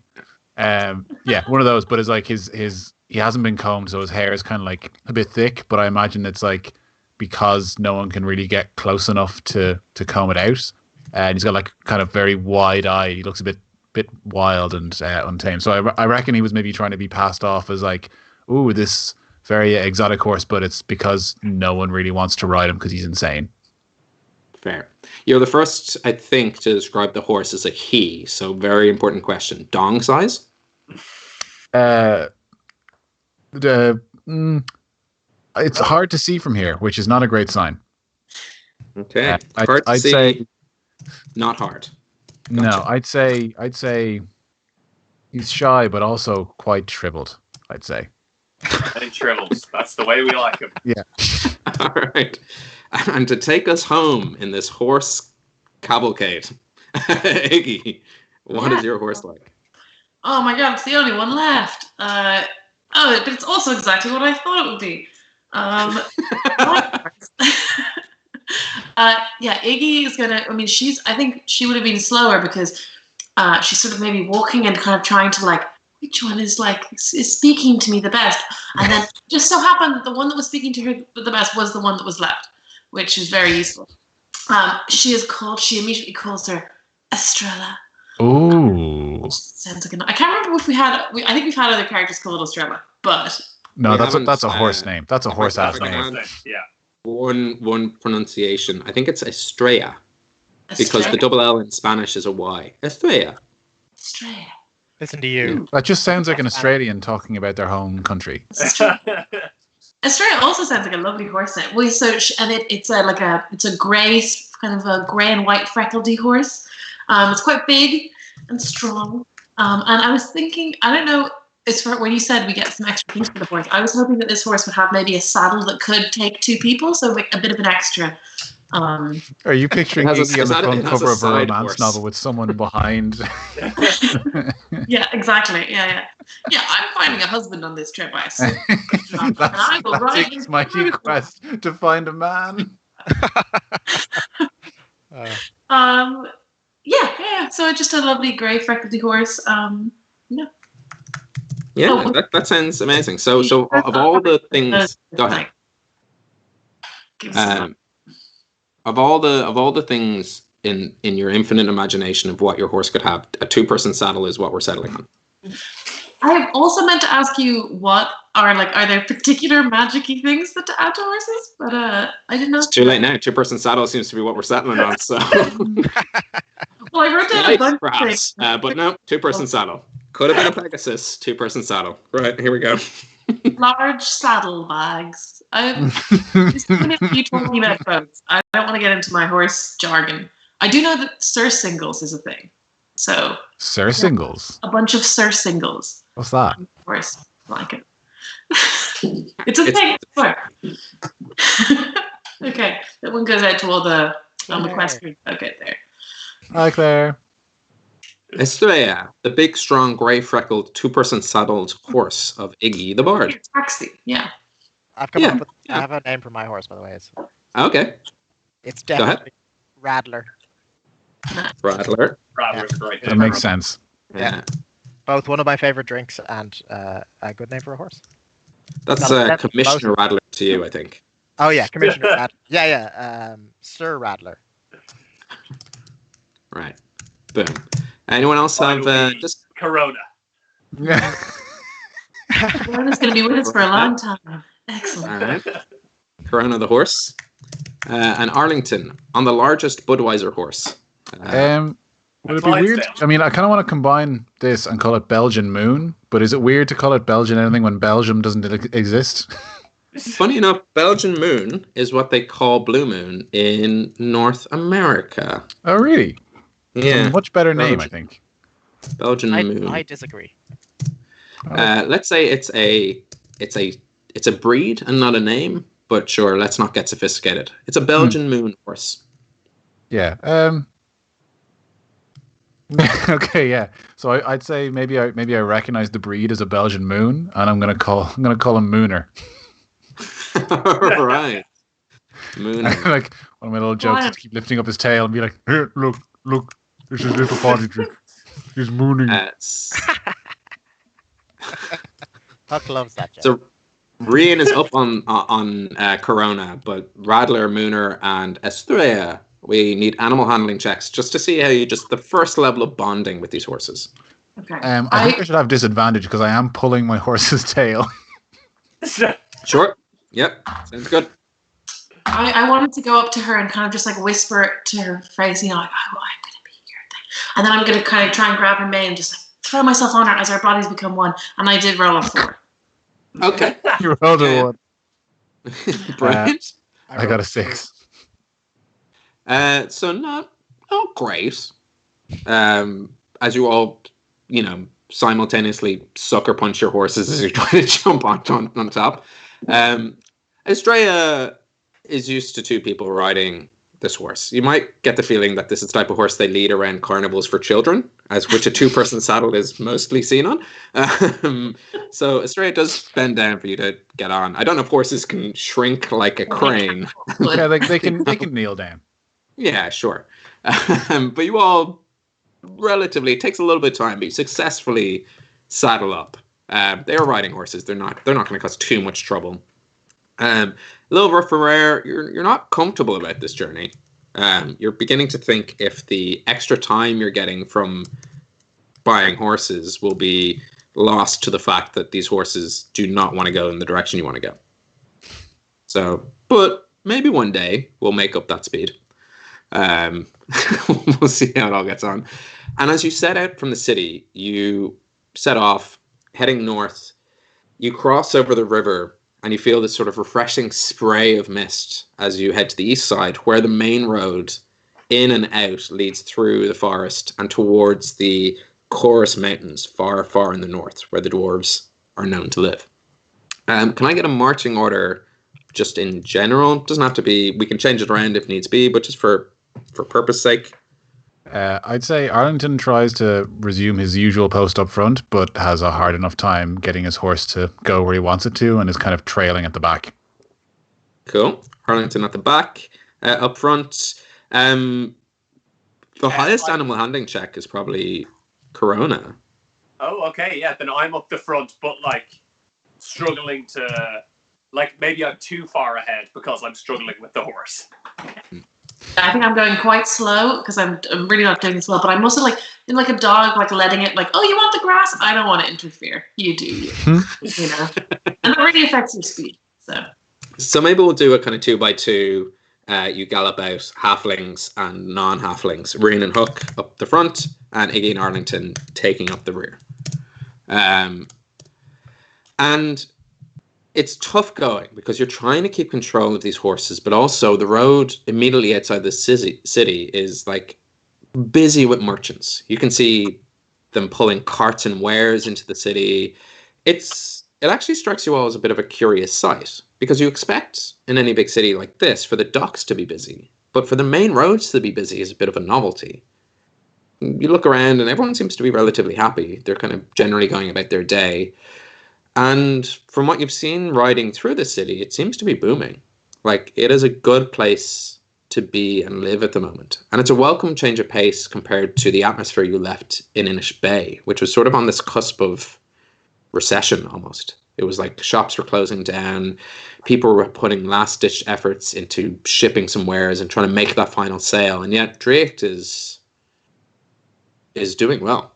It's on the up. And what you know of Drake, it's often been a shunned city. The elves kind of coming later on in the history of Hibernia, coming in as immigrants and asking for permission to stay, fleeing from some sort of magical desolation that happened to the westlands of Hibernia. This is good for them. And you spot, as you're looking around, the telltale signs of the handiwork of the clockwork tangerine. You can see either side of the road the overgrowth of flowers and plant life, as if they've sort of sprouted forth from the intricate cobblestone. And in the cobbles itself, you see a swirl of spirals, seemingly filled in with silver, gold, iron. Arlington, you in particular notice the similarity with the road that they built outside of McKellar. It just seems to be that they plant these trees alongside the road as they build it, kind of creating a natural hedge. You ride a little bit further out. The crowds begin to thin. Actually, you know what? It can be a whole party check. Everyone make a perception check. 20 unnatural. 20 unnatural as well. 11. Cool. 5. Iggy and Huck. The further you ride from the city, and the more the crowds begin to thin out, you start to notice kind of roadside stalls, like little kind of just outside suburban marketplaces. You do see some homes beginning to crop up. There is a natural expansion in which you'd expect around a city and sort of new wealth. You glance back towards the city of Drake, and almost like a heat wave crosses your vision, and it's gone. The city's not there. You're not far away, but you're like, there was a city there, and now you just see trees. It's a road that just leads into trees. Arlington and Rian, as you glance back, your eyes do blur a little. And then the city's there, obviously, just where you left it. You see carts and wagons making their way in. You do see, making its way into the city, just the shape of a large elk. And it just sort of dips around the cart and disappears. And it strikes you that you didn't notice any high walls, obvious defenses to the city as you left. And as your eyes are refocusing and you can see Drake clear as day, you're like, there's something otherworldly about the defense of this city. Okay. Just the city disappeared, lads. It's gone. Ooh. 20. I want to take out, as we're riding along, I want to take out the layer skull axe and check out the topography of the area. Does the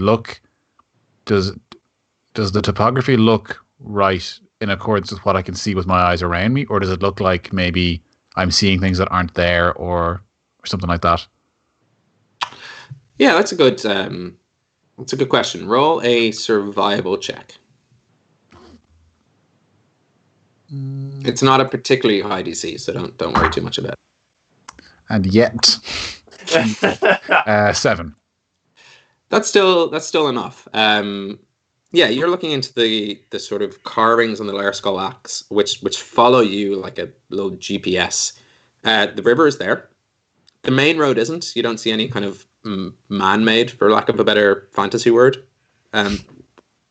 And you look and you spot mountains. You see where there was kind of a natural incline in the city itself, because the city, like any natural river, had sort of elevated parts. Not huge by any means, but there were mountains at the back of the cliffs where you first came in, and then it sort of mellowed out into a valley. It's all there. You're confident that the city is there. It wasn't like you, if I can read into your question, it wasn't like you drifted from one realm into the next. Yeah, no, I was wondering that, and I was also kind of wondering if, there were illusionary mountains or anything like that. Yeah, cool. Okay, so everything looks legit. Yeah, there's no mountains. It just seems to be forest, endless forest. But of course, you can see the clear structures and buildings and fortifications of Drake. Cool. And you knew when you were there that it looked like they were kind of built in and around the trees themselves. Cool. Okay. Cool. Are the people who are on the road, and you said are all happy, are they like stopped and talking to each other, or are they happy in transit, moving in opposite directions or whatever? There's kind of a mix of both. Like most of them seem to be kind of feeding into the city. It's actually it strikes you as a little bit odd that although you're leaving just before the cusp of noon, midday, that like merchants should be kind of coming in early morning, setting up stall. The fact that there's still this much traffic getting into the city, it's like there's a lot of commerce happening. But did we feel like Drake was bustling, on our way out while we were there? Yeah, it was tough. It was now you were going against traffic, so it was a little bit easier, and people tended to clear a path for you. But there was times where you had to wait for a couple of carts to come your way and then carry on out. All right, interesting. You were told that this dead village is 3 days north on foot. Mm-hmm. That's anywhere between 72 and 100 miles away. So it's quite a distance out of the city. So you're expecting, as you continue to travel on and you kind of leave the sort of life and urbanism behind you, and you kind of find yourselves on this perfectly crafted road carving its way through the forest. In fact, there's times in which the plant life around you grow up and over. And it's almost a little bit impressive that you have to ride through these kind of tunnels of trees and branches and glorious, vibrant plant life. Nothing necessarily that seems dangerous, but it is a little bit strange to have to go into a corridor of nothing but rock. It's a corridor of branches and trees. And what's odd about it is that normally if you're burrowing through like a mountain or going through kind of a dwarven passage, not that any of you might have a lot of experience in that, it's silent and you can hear kind of dripping and echoes. But because these are trees, it's a buzzing of life. It's this kind of, you're constantly surrounded by chirpings and rustlings, and you begin to kind of drone it out. And it's the reason it makes you uneasy is that because Hibernia is such a dangerous place to travel, it's not a good idea to kind of drone out the kind of crashes of trees and the sort of punches of actions. Any movement is usually a cause for alarm, but you ride through these tunnels that grow over and around you. Not in, like they're still big, but it's odd that they never seem to change diameter away from the road itself. And the first couple of hours seem to pass without incident. Mm-hmm. You're kind of getting into the later half of the day. You're sticking to this road, this Clockwork Tangerine. You can, there's times when these tunnels end and they kind of go back down to bushes. What's difficult is that like to kind of veer off road, you have to kind of carve your way through plant life. It's like there's just this continuous hedge. It's as if it's blanking out everything else around you, which gets monotonous. It's like you're sitting on a train and it's just hedge and hedge and hedge and hedge, and there's no interesting vast landscapes to look into. There's not even the kind of trees and gaps that you can kind of catch something in. It is boring. It's really boring to travel like this. You're just like, more hedges, more of this and that. I think Ben hates narrating travel situations. Anytime you take a road, it's just this fucking hedge tunnel, and we're there, and then bam, you're here. Until we're like, we're never taking a road again. I go that way. I fear I chop through the hedge. There was a moment where it's like it feels railroady, quite literally, because this road does feel like you're just like, well, I have to go this way. There's nowhere else to go. A couple of them peer off. You see these small little sort of tracks away that you assume lead to some sort of farmland or somewhere where someone might reside. You don't know. Potentially towards some religious ruins or places of worship. You haven't passed a lot of people in a long time. You're sort of, for the first time in your entire adventure, completely isolated. And do we know roughly where we're going? As in, is it? Are we going to have to turn and cut off of this road at some point? It's hard to tell. Okay. So are we? I mean, presumably we've researched how we get to this place. Do we just? I don't know. Do we have any kind of? Can you see it on the layer skull? Yeah. I mean, it doesn't show where things are. It just shows the topography as if you're looking at a map. It doesn't name things. Well, then let's go just a day and a half that way, and we'll see. That was the direction. There's no one around. Can't be wrong. I mean, I can see if there are mountains or cliff faces or anything like that within 1,000 feet, but nothing more than that. You can make if you want to make another survival check just to make sure. You were kind of told 3 days travel north. Your horses, you need to adjust some of your timing because although you're not really going at the pace in which you thought your horses would go. And to be honest, I don't take blame for that. You described mangy, not very supportive horses. So we're kind of I said mine was extremely strong. Yeah, mine is muscular. Yeah. Strong does not mean fast. Very fair. Yeah, mine is the Millennium Falcon of horses. All right, it looks like a piece of junk. What a hunk of junk. Mine's got character and experience. Yeah. Oh, It's sort of- speedy traits. Looking closer to from 3 days down to like 2 days. You've cut off a day, which is good. Yeah. So should we? What are we thinking for tonight? Should we be looking for somewhere to camp before it gets dark, or what do you think? What time of day is it, or is the sun obscured by the canopy of trees? Can we make out what time of day it is? You could with a survival check. I would like to make a survival check. I'd like to Go know ahead. it by trying to point where I think the sun is. I would also like to very much consult the Lair Skull Axe to get advantage on my survival check as well. All right, Rain, your help has been it's thrown back in your face. I got a natural 20 pretending on the like you're first helping. roll. So I don't not need your bad. help. Yeah. Natural. Arlington shines the Lair Skull Axe in your eyes with how much he's famous. Get out of here. Like I think Arlington goes for like an Indiana Jones style thing where like he tries to get the light to line up and then just accidentally burns one of Rian's retinas out or something. So that was a natural 20? Sorry? Was that Yeah, natural 20, yeah. Nice. Yeah, amazing. It's you've been traveling for like you're coming to mid-evening. Like there's still a lot of traveling you could do ahead. You might have stopped a couple of times just to grab some lunch, but you're making relatively okay time. You could still ride for a couple of more hours. Your horses are looking a little tired, but that's okay.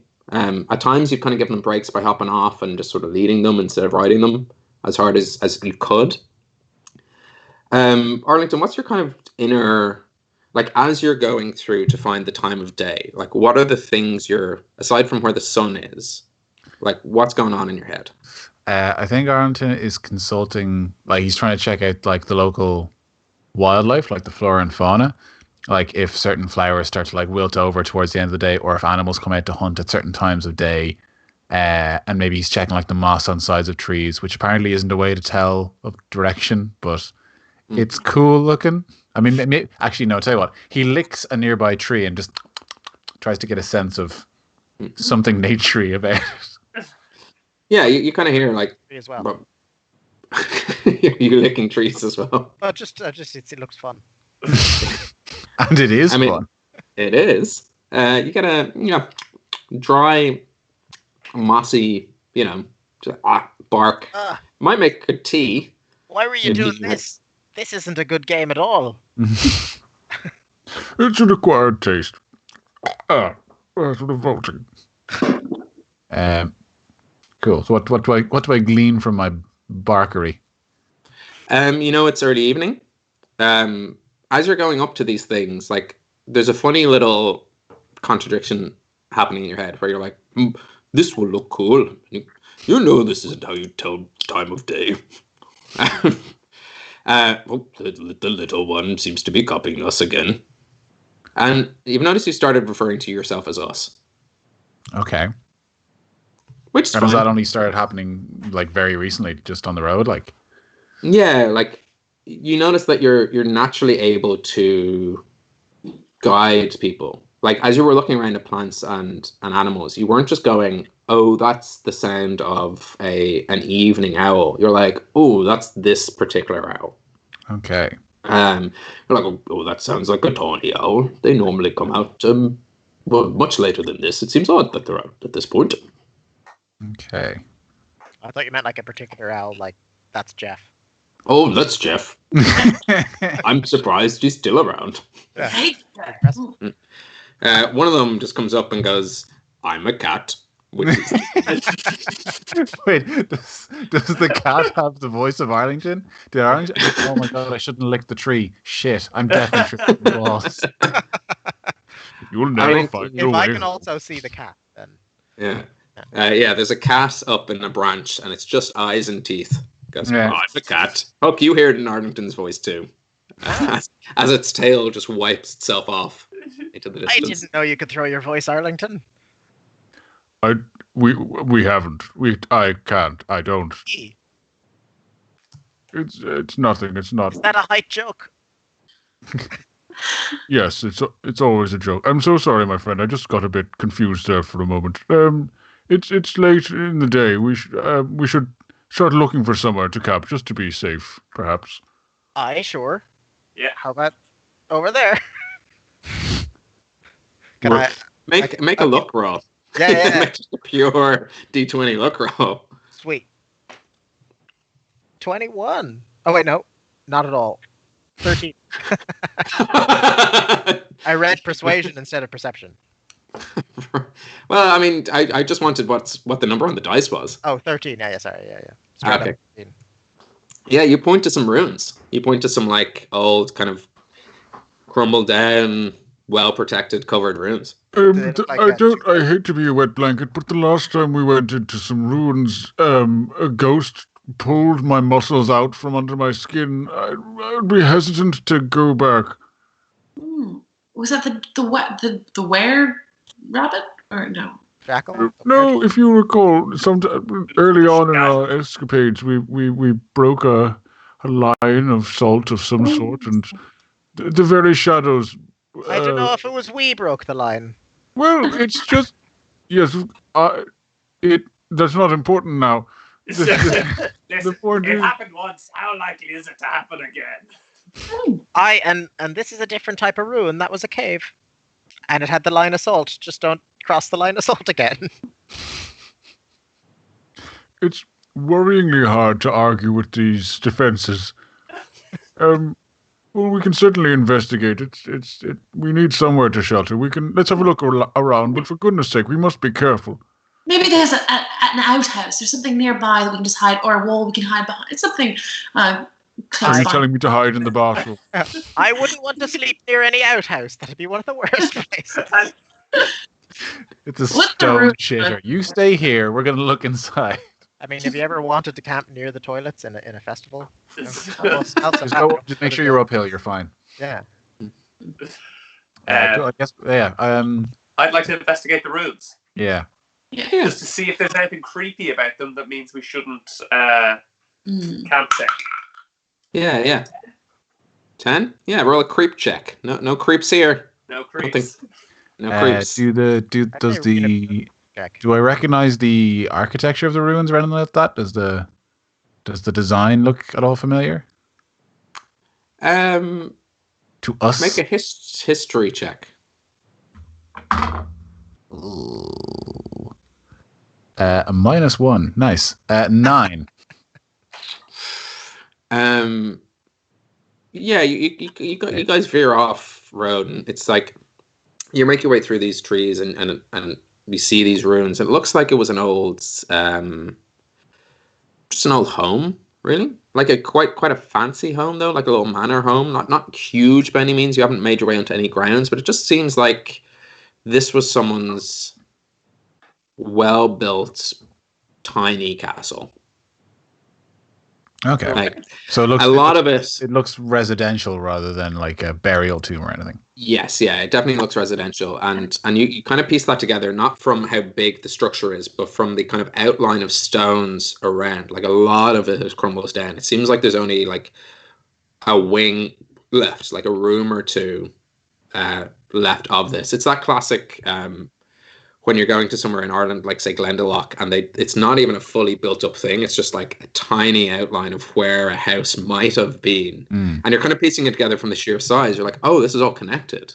Whereas when you were nearly heading over to it, it just seems like there was a little archway. you could easily be camping in the courtyard of what is a bigger house that has since been overgrown. And that's what seems to have remained. There's a little roof aspect to it. You're not totally covered, but it does have shelter from natural elements. Architecture-wise, it's not dwarven. You know that much. It's not like if it was dwarven, it'd still be here. Right? It wouldn't be outside. Yeah.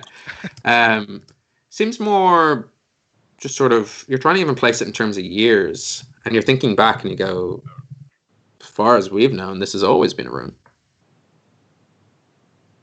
You know, this is quite cute. You could probably make quite a sizable amount of money on Airbnb with something like this. Yes, it looks magnificent. I think that it's a perfect place for us to stay for the night. And we were looking for a desolate town, weren't we? And this is maybe it's on the outskirts. We have to sign we're on the right way. It's a good practice town for the dead village. Yes, agreed. It's probably on the suburbs of the dead village. Yeah, it's a dying village. Yes, a suburb, a dead suburb. Aye, the dead suburb. The dead can leave your town. Yes. Yes, they're not as intimidating, these titles, but they are more homely. Yeah, I guess set up camp. Set up camp, yeah. Yeah. You hitch the horses. You find a place to kind of set up camp. Do the horses seem to be getting on with each other? Yeah. No, not at all. Particularly Rian's one, the smelly, nasty one. There was some natural brushing of the horse as you kind of went through those hedge tunnels. Has done it some good. It's okay. Some of the flies are gone. Nice. Any attention is good attention. The trees aren't like willowing away just with disgust. Oh, it left behind a slime trail for sure. Like, It's definitely a ghost horse. Classic Rian. Yeah, we're gonna get chased by the headless horseman. You have my steed. My steed. we take in all animals at the Companions Center in Druid. Did we not say we're a humanitarian place? So yeah, the horses. No, not really. Unless there's anything in particular you want to do to help them get on. Just wanted to make sure there wasn't any bad blood. Seemingly not. Mostly just skittish animals. Yeah. But so you do, with that in mind, tie them tight. You would hope, especially the more wild and unruly ones, that they wouldn't bolt in the middle of the night. What are you thinking camp-wise? Up in the corner of between two walls, or whatever counts as a wall. I think I'm actually gonna like find a decent size, like maybe 4-foot stick, and kind of like plonk it into the ground and tie my Huck's Punk's cloak to that end and tie the other end to like one of the ruined walls to make this like kind of bivouac, so it's kind of open but protected from the rain, so I can see if anything's coming at us. And of course, on the inside of yours, it has Huck's Punk's embroidered, so you'll be able to see that. I'll never forget. Yeah, it says "treasure him" always on the inside. I do see it for Huck. The Huck's Punk's capes. They're great for lots of things.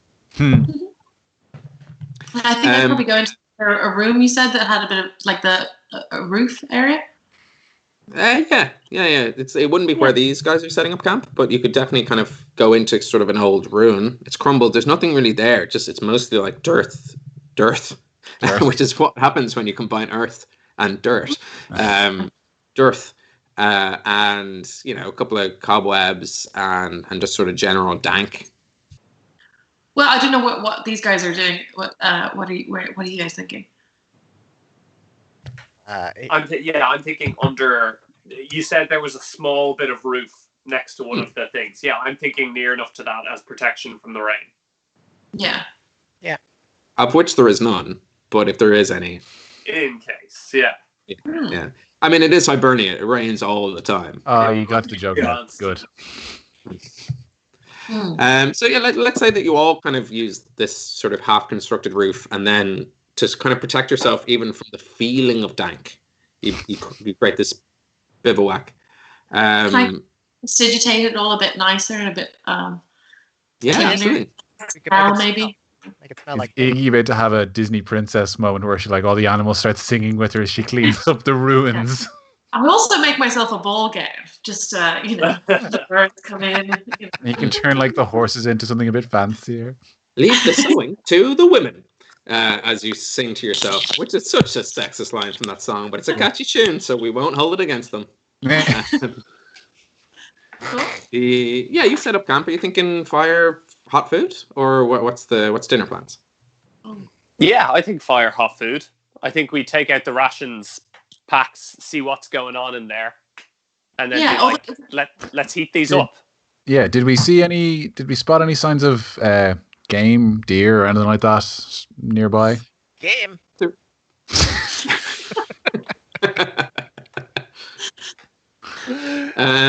Yeah, you would have. Like, there was constant sort of life. Okay. Like, this is a forest filled with kind of energy and life. Now, the task of catching something like that would be quite difficult. But yeah, there is I think once I've got my little shitty cloak tent set up, I'm gonna tell the others I'm going. I'm not gonna try and sneak off, but I'm gonna get my javelins ready and try and catch a deer or something that could feed a lot of us. Cool. Okay. I'm gonna chill out. I mean, play games with Huck. Just ruin his chilling out. I just throw dice at him. There's I no ask- front. Sorry, go ahead. Huck, are you nervous about this whole impending massive secret? How are you not? Yeah, I hadn't really been thinking about it.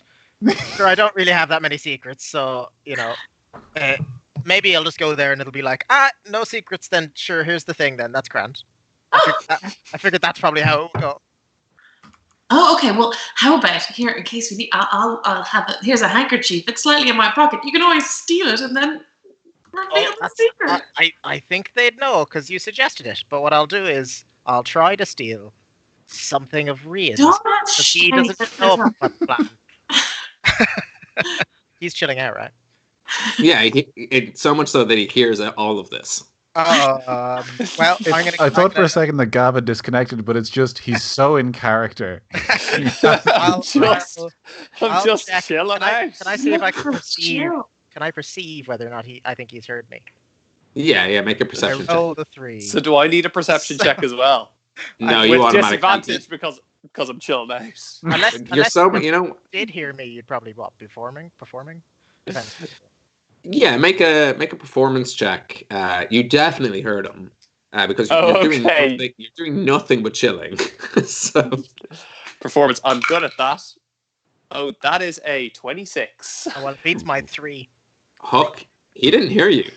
In fact, right. From the cheerful whistling and closing of the eyes, you're almost certain. In fact, you're 100%. Rian has not heard what you're plotting. All right, I turn around to Iggy and I give her a thumbs up. Okay, I'll give you a little wink back, and then I Perfect. go back to drawing like we're absolute geniuses with our great little scheme. And then I guess I'm gonna try to sneak. I don't have any spells that could help. I suppose I could fireball him. Do I hear sneak. that? You're hearing all of this. He's just like explaining his plans out Try loud. to sneak. over here. Significantly less chill. I mean, has he left anything beside him that I could be sneaking towards to steal? Have you? Yeah, I would have left the bag of holding down, Perfect. full of all of our stuff, our collective stuff. Cool. No, gotta be more personal. And maybe the little box that I stole from Yes. the ship in From our the- kind of backstory. Cool. The Via Maris, you stole a little box that contained, if I remember correctly, 50,000 gold worth of gems. Yes. Yeah. I've just been watching up those gems. I know he had them for a while, so something. Yeah. Else. so I left that down beside me. Sweet. almost too perfect. I'll sneak over. Yeah. Make a stealth check Uh, with disadvantage. Disadvantage. Okay. Like you're literally being watched through just Yeah, I actually probably make it even worse because I'm like 16 disadvantage. 16. All right. No. Sure. You know the way in some cartoons there's like Z's coming out of like somebody's so chill. Now it's just like a mustache that's just doing like a 16 with disadvantage. Reen, I think your passive perception is actually quite slow. Yeah, it'd be 12. Yeah. But make a perception roll with advantage. Okay. You really don't want Huck to succeed. Roll a 2. It's not that. It's just that like you're actively watching him and he's he's trying to steal something literally underneath, like from beneath your nose. Natural 20. Well, I considered trying to steal his mustache, but I didn't go. I thought he'd notice. I mean, if it wasn't a double bluff, if it was like pretend to take the box but really take the mustache, then I mean, I made it aside. Depends how easy it is to get to the box. you creep up to the box. Sweet. Reen, at any moment in time, you can stop this raid. I'm going to let you direct how far this goes. So, what do you do now, Huck? I'm going to whisper, Rian, are you awake? To check. Really quiet. So you're right up next to my ear, are you? No, probably like a foot away.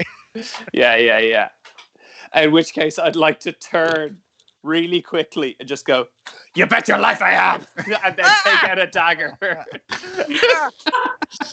Rian, old buddy, I was just checking if you were awake. No, you were trying to steal from me. I know. I'm not the one I didn't ken what you're talking about. I've never stolen a thing in my life. Go play dumb somewhere else, Huck. I don't have time for you. I have never played dumb either. I believe you. Who was in this with you? No one. And you can't. Buried compasses. You can't get it out of me. I'll never give up me friends. I'll play a game with you if you give up your friends. I was Icky. She told me to do it. I know it. I have on my thing. I have literally like as if like planned scheme with him sneaking up. And I'm nothing. I don't know what he's talking about. Both of you, stay away from my secret box. It's not for you. What draws you to my forbidden box of mystery? Jesus, I only thought it was just a box. It is just a box. I want to steal it now. Okay, well. So dinner, yes. I had you going, didn't I? Yes, good one. Ha ha ha ha ha ha ha ha. If it happens again, I'll kill you.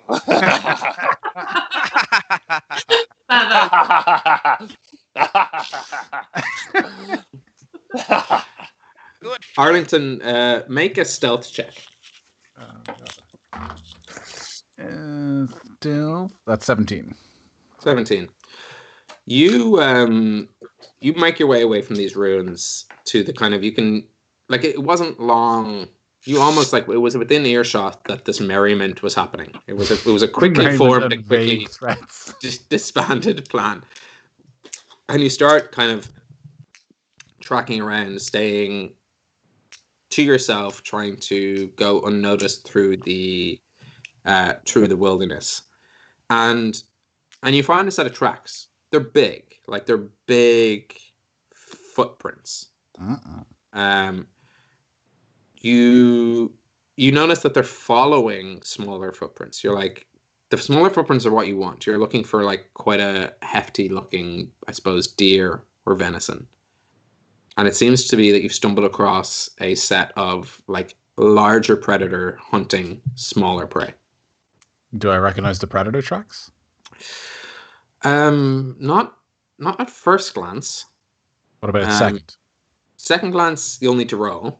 Roll a survival check, but you're not too certain.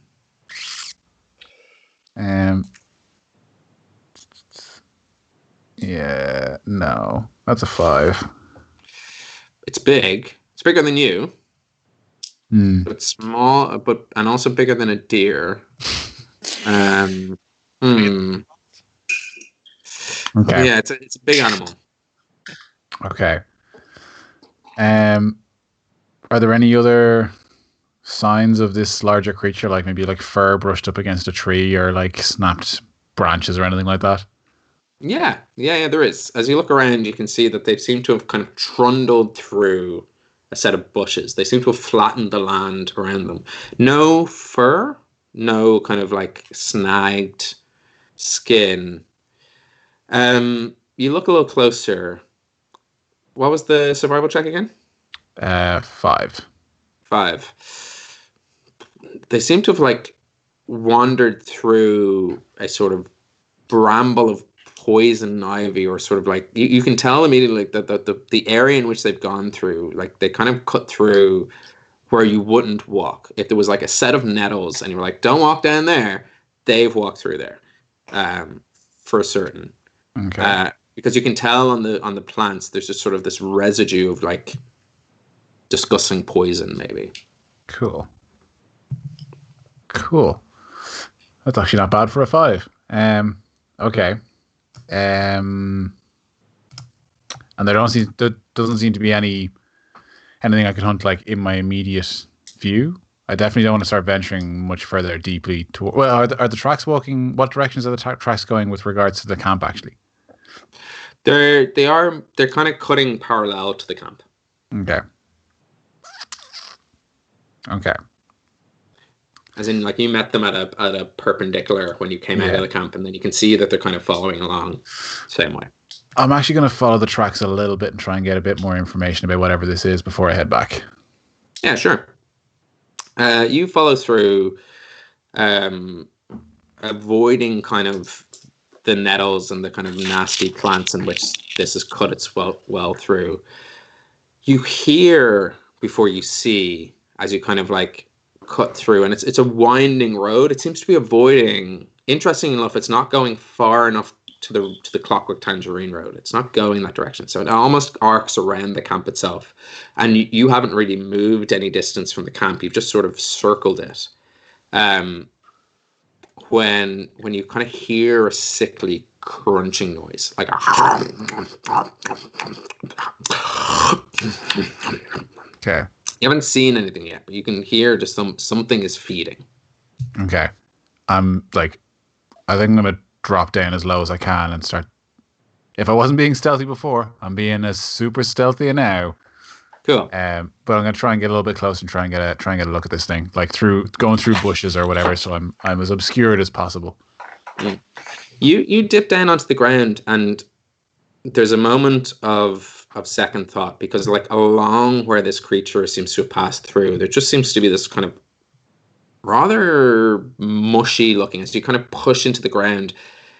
Not that it necessarily stings, but there's definitely kind of a heat, a sort of acidic nature to where it is. So to crawl along here, it's like it's noxious in its trail. Staying low might mean getting closer to where it's sort of brushed and sort of. Okay, and this is kind of the stuff that was brushing off against her, or does it look like it's left like a snail trail? It looks like it's kind of pushed down the plants it went through, and they've kind of burst open in sort of this ichor. Okay, so it is natural. It's not like this thing left a residue behind it. It's kind of like crushed plants, and I don't know. With a 5, it sure is. Yeah. Okay. I realized. I was prying a little bit for what I got for a 5. Okay. Okay. Would I like? Is there any way I could like arc around the track a little bit, and maybe I'm just basically trying to like stay behind trees if I can, or stay behind bushes. I'm okay to add a little bit of extra time if I have to go around and avoid this poisony residue. But I definitely want to try and get a look at this thing to get an idea of what's there. And also, actually, how far have I come from the camp? Roughly how far away is this from the camp? Like you're you went maybe like 2 minutes. Okay. 2-3 minutes away, and that's when you were like, oh, brilliant, tracks. Cool. Okay. You hadn't noticed them on the way in on the first time because you were all riding horses. So you kind of rode over this set, but you could see that these kind of cut around the track themselves and they're relatively fresh. In fact, maybe one of the reasons you didn't notice them is because they've happened since you started setting up camp. Okay. They are that fresh. Cool. Yeah, I'm just going to try and get a little bit closer then. Yeah, roll a stealth check as you kind of arc your way around to see if you can get a glimpse. 20, unnatural. Nice. Sorry, let me just check something real quick. Okay. You start creeping around, keeping your distance from whatever this is, and they're and it's like your senses sort of focus in, like a natural hunter, you're almost veering back away from Arlington and into the kind of instinct of a bugbear surviving in the wilderness of Hibernia for as long as you have. And as you get around, you realize you can either catch a glimpse of this thing and get a general sense of what it is, or irk a little bit closer, but you're not sure yet if it's aware of your presence. Okay, so basically I'll have to, if I want to get a look at this thing, I'll have to make another risk of it seeing me. Yes, yeah. But from what you can see at the moment, it's just this like large, you actually mistake it for what could easily be like a set of trees and vines initially, hulking shape. And the only reason you notice that this is what you're looking at is that you see it move in an unnatural way to what a tree wouldn't do. And you're like, that matches the noises I'm hearing. Okay, so whatever it is clearly, like roughly what size is the outline I'm looking at? Like it's big as a tree kind of thing? A little bit smaller than a tree in these forests, but it is like maybe like 10, 15, 20. It's giant. Like it's a big thing. And that's why you were confused, because you're like, actually in like putting two and two together, the level of noise it's making, this is relatively quiet for what is such a big thing. So like that's what confused you initially. You're like, so it has a small mouth. Yeah, or it's just eating politely and quietly. It's a well brought up monster. Okay, yeah, I'm not gonna try and edge any closer. I'm not sure how I'd know that I would make more noise, but I feel like I would. And the fact that it's enormous and eating something is enough for me, I think.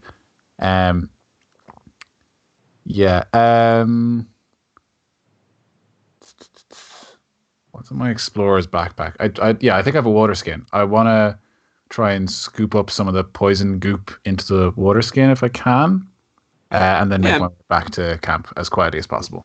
Make a sleight of hand check. Sleight of hand. That's a 12.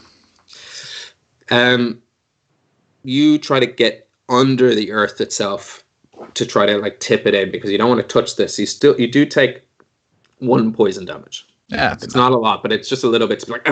It's like it seems to be seeping through the soil and kind of carving its way through, like in a movie when someone drops poison and it kind of burns and corrosive, nature through something. You're trying to keep yourself safe, but at the same time, dip a little bit of whatever this kind of oozing purple, almost luminescent ichor is. Cool. But I managed to get some. Yeah, you managed to get some. It's mixed in with some dirt, but yeah. Yeah. Cool. I will pocket that and then just quietly make my way back to camp. Yeah, make a stealth check. Okay, 24. I got real nervous there. It is. I wish I got lower. It would have been narratively better. No. I mean, it's in that. In that 24, you make your way through, and you are just slinking around trees. There's almost like a quiet padding. You don't necessarily hunch over into all four, but you're able to, in and of your form, just like crouch down, and even at some speed, make your way back to camp. You're timing your movements with the natural kind of coos and caws of the wilderness. So if there's a twig that snaps underneath, it's followed by a rupture of birds in the distance, and without raising any alarm, you make your way back to camp. I'd say as I actually am entering back into camp, I'm making my own kind of like jazz burglar music, like Oh, hello. Oh, you're back. Um, What are they? yeah, we should probably be very careful. I'm not entirely sure about camping here. There's a big beastie nearby. Like maybe 2 max 5 minutes that way. Big as a tree, snapping bones. It's honestly a good 20 feet tall. Whoa! Yeah, Let's it's get out of pretty here. big. It was covered in. I'm going to take out the bottle and pour a little bit down the ground, and it fizzles. Covered in this. Didn't seem. I'm not sure if it's coming from it, but it was covered in it. I don't really want to tangle with this thing. I don't know if camping here is a great idea, or at least we need to hide a bit better. Aye, we could put out the fire. I think that's probably priority numero uno, my little friend. Usually a good plan. And maybe huddle against the way. We could set up a watch, I suppose. Yeah, I think we should set up a watch, douse the fire. Good idea, Huck. This is brilliant. Aye, well, the Fianna did teach me 1 or 2 things. I mean, yes, good. That'll work. Do you know any techniques to hiding our presence from monsters in the wild that you might have learned from the Fianna? Oh, if I hit everyone with a bunch of magic, it tends to kill them. Right, I've heard that before, actually. That's quite good. Yeah. All right, well, let's bear that in Way of mind. hiding. I could make you extra small for a minute. I feel like this is not the path I wanted to go down. My internet is gone, so I actually can't even see anyone anymore. So I don't know if you can hear me. But I have invisibility, and I can't look up the definition of it. Is that something that it's only for small, short periods, or I think it's a minute. Yeah, it's bursts. It's still very powerful. Definitely hang on to that, but it doesn't make you not make any sounds. So if you're trying to hide from something, you'll have to make stealth checks. I think you get advantage on stealth checks or something because you still have to tiptoe or whatever. Okay, it's not like something I could put on something. Like if we made a tent, I can't make that No, invisible. you can do shit like that with other spells, but that's not what invisibility is. Okay. Yeah, and minor illusion doesn't work that long, which is the best thing that I could offer. But we can use, nature Our wits and nature. Yeah. to kind of sort of camouflage what we've got, and if we face it away. Yeah, we can basically have the final scene of Predator where we just cover ourselves in mud. Yeah.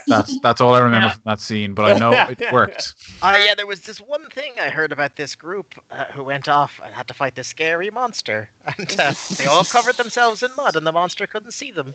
And they all survived. One of them, I the one who told me, Their spines certainly intact. survived. You know the way there are no Fianna groups of 1. Well, he was a Fianna group of 1 when I met him. Oh, interesting. I suppose the others were just away visiting their parents or something. Yes, it must have been. So, yeah, I think we're kind of concealing ourselves but staying put here. Is that the kind of consensus? Yeah, I think so. Just maybe, make ourselves a bit stealthier for camp. Can we hide the as well? I'm gonna try and the side of the camp that the beastie was. I want to set up. I've got some explorer's rope in my bag. I want to set it up as almost like an alarm, like a tripwire alarm. Now, ideally, it wouldn't work for most people, but it's because it's thick rope. But this thing is enormous, so hopefully it's the same as piano wire to him. Yeah. I'm gonna tie it to thin, like a sapling or something, so it would make an audible snap. Ideally. Yeah, you find easy enough. You find a place that you can kind of tie this rope taut across what would be conceived as an entrance into the camp. And you don't even need to sleight of hand this, but the 4 of you, if you're all in on this plan, you manage to get a tripwire across the entrance there. Okay. Yeah. And as you kind of hushed and kind of doused the flames, and thankfully, it didn't take a lot of, there wasn't not a lot of smoke or a lot of kind of atmosphere, more just heat. And the way you sort of set up your camp in the beginning, where you shadowed yourself through the ruins itself, you still get hot food. You're getting a nice meal, but not the warmth of it. And as your eyes sort of adjust to the evening as it sets in, you have this one sort of tripwire over the entrance. You kind of ears prick up. It's still out there. You don't know if it knows where you are, if its senses rely on sight or smell or even just tremors in the ground. It's hard to tell without really knowing what type of creature it is. It's like, who knows what will attract it or dissuade it from coming anywhere near you. Is there anything else you'd like to do to kind of fortify this camp? I'm going to do like a group stealth check at the end of your kind of preparation. That is definitely the extent of my not hitting things abilities. We all have cloaks. Is there some way we can kind of hang them to shield our sight? So hang them from trees in front of the thing so that we might not be seen. Or be able to put like some grass and leaves and stuff on them. Yeah, and grass and leaves. Yeah. I think. I would say, I mean, if you're good at disguise, would that be a application of disguise? Is disguise a stat in this game? No, it'd be, I think Iggy's performance check would probably be the best. Same way that you ab it up when you first kind of put on, like sort of constructing the stagecraft of fake shapes and people. Yeah, you could do that for sure. Iggy, roll a performance check with advantage because the two halflings are helping you. Excellent. I can do that. 15. Nice. 15. Yeah. Especially within the shadows of night, and you feel the more the time that goes on, like these are more and more convincing. You know, it wouldn't fool someone up close, but at a distance, you would think, in the same way that sometimes when you wake up in your room and if you've got like a hoodie hanging up, you're like that's how convincing. Say no more. Happens all the time. Yeah. Sorry, brief aside, I have an excellent story about that kind of thing. I hung up a full body wetsuit before in my parents' conservatory, which is all glass. My brother went down to get a glass of water and didn't know I owned a wetsuit and thought a floating body was hovering in the back garden and shit himself. Oh He my God. collapsed onto the ground, clutching his heart. And that's how you get So bad. So convincing is what I'm saying. Oh my God. It was from perspective. He thought it was like in the middle of the back garden, just floating there. God. Oh. Oh my God. Anyway, yes. So dragons. We have the tripwire is over somewhat of an entrance, but because it's a ruin, is there also another exit? Like I was just wondering if there's somewhere, like say, like another hole that we can have. Kind of maybe it would require like hollowing out a bit, something so that if that tripwire goes, we can run out a different way. Yeah, there is a small like windowsill, so it's not necessarily an entrance or an exit, but it is a place you could scamper through.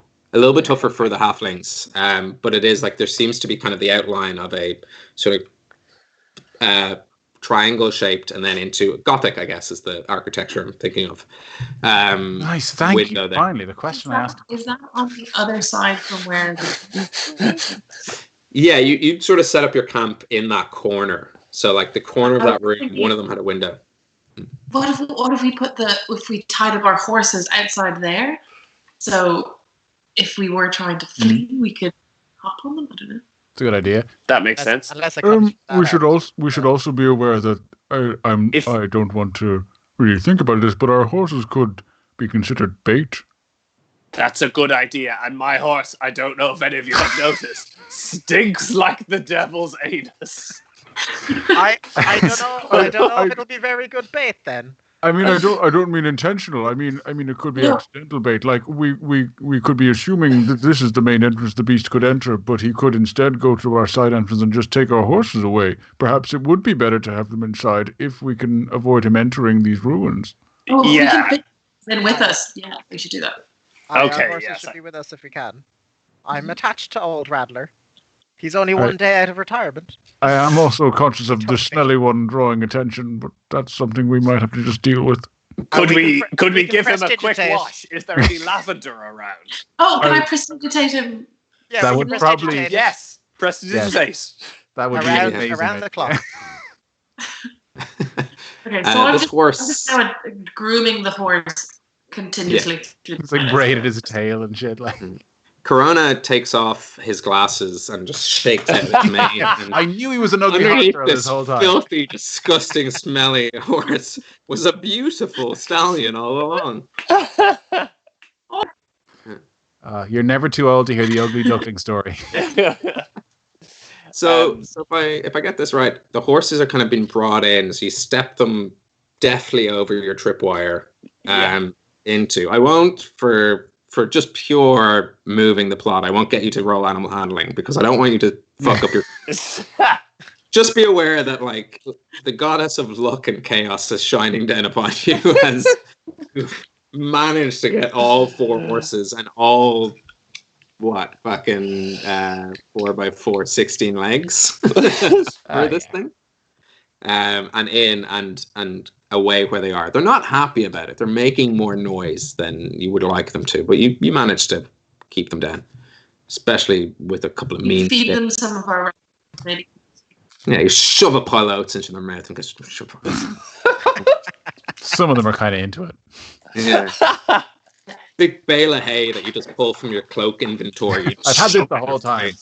Yeah. And they're fine. So as you sort of set up this camp and you set up the sort of relative safety of it, and it is this last final act where I want you all to roll stealth checks. As the horses are coming in and you're just kind of hushing them down as you start hearing the creaking of trees of this beast.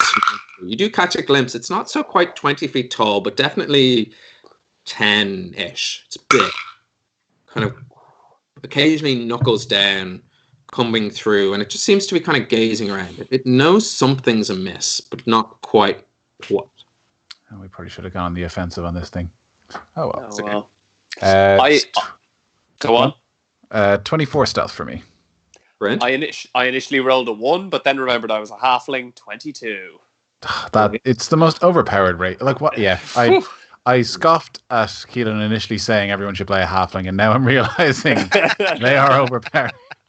We could have been a group of halflings running around. Yeah, would have been a group of getting 2 on each other's shoulders, buying alcohol when we shouldn't be. Yeah. Yeah, it would have been the little rascals. Oh God, it would have been the little rattlers. That's a totally different adventure happening in the east coast of Iberia. I got a 15. Sorry. Brent and Iggy? I got a natural 20 and a 5, so 25. Nice. Oh wow. Brilliant. Yeah. So you guys are well and truly hidden. You're like, we could not be further in the shadows. I want to do that exercise one more time for your horses. Oh. Are we just? Do our horses have any stats to add? No, they're just straight. Like, in fact, they're probably -2 because they're not happy about the situation. Yeah, that's. Are they? Oh God. 9. Yeah. If it's -2, it's 9. Okay. It's -2. It's 8. Brilliant. 7. 6. I mean, this is fitting. So as you all hide in the various corners and are ready to pounce at the entrance where this beast will come in, what you see creeping down by that window where you thought was your escape, you just see this kind of pussing, poisonous eye just stare in and clock those horses immediately and let out this sort of like, oh yeah. And that's where we'll common, is it? Today. Oh, it's the Kool-Aid man. That's where we'll end today's session as this sort of poisonous, disgusting, oozing troll has clocked your 4 horses and is about to barrel its way into the room to scoff them up in all its greed. And we'll pick up right there in 2 weeks' time. Episode 22. Troll. Tonga. Troll for initiative. That's what it's That's what it's going to be called. Yes. So yeah, this gruesome, disgusting, poisonous troll seems to have found you, but you do have the surprise round on it. It hasn't spotted you, only spotted some horses. Who knows if it's even interested in them?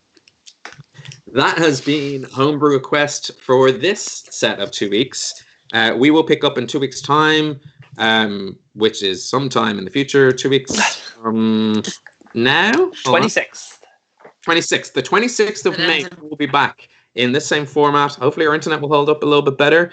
In the meantime, please do tell tell your friends about the show. We're really proud of it. We think it's a lot of fun. We think it's a lot of fun to watch. We think there's a lot of cool little moments in it. We're all sort of, I'm first time-ish DM. I've been doing this for about a year. Some of the players. I was going to say, you're no longer first time DM. Oh, little-ish. Well, he hasn't gotten any better, so. Careful, he's about to kill us with the troll. So, and we're kind of building this into a fun little community. Our Discord is kicking off. Our social better at. We're all kind of finding our feet. Now is a good time to introduce friends to the show. Not that the last 20 episodes were good. If you introduced a friend a month ago, you're a fucking idiot, but do it now. Difficult second album? Yeah. No, difficult first EP.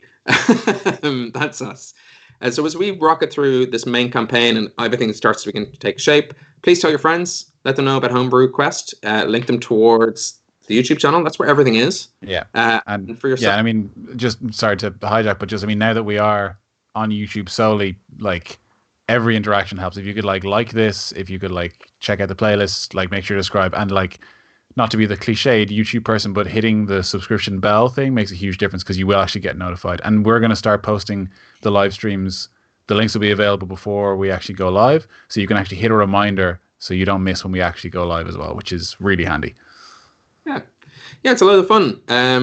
We're gonna keep drinking interesting beers. So if you're into it for beer recommendations, and we haven't touched upon what we're drinking, shoot us a message. We do a kind of road so far where we try to call out what we've named beers on. So if you need any advice on stouts, IPAs, pale ales, what a New England IPA is versus a West Coast IPA versus session IPA, sours, all that kind of stuff. Hopefully when we're out of this, we're going to start hitting up some beer festivals just as normal people. So that's a lot of fun. So if you like chatting about that kind of stuff, whoa, who would have thought? White nerds into craft beer and D&D. I know, we're fucking cliche. That's okay. So yeah, just any support you can give us, that would be fantastic. And we really appreciate it. Until then, look after yourselves, look after your health. This is, to use an ad cliche, now more than ever, we're in this together in these unprecedented times. That's a glimpse into what I've had to write recently. But yeah, honestly, look after yourselves. And if you need somewhere to hang out and talk D&D and just sort of distract yourselves from everything that's happening in the real world, that sense of escapism, we're more than happy that you find it here. So be sound, good night, and joy be to you all.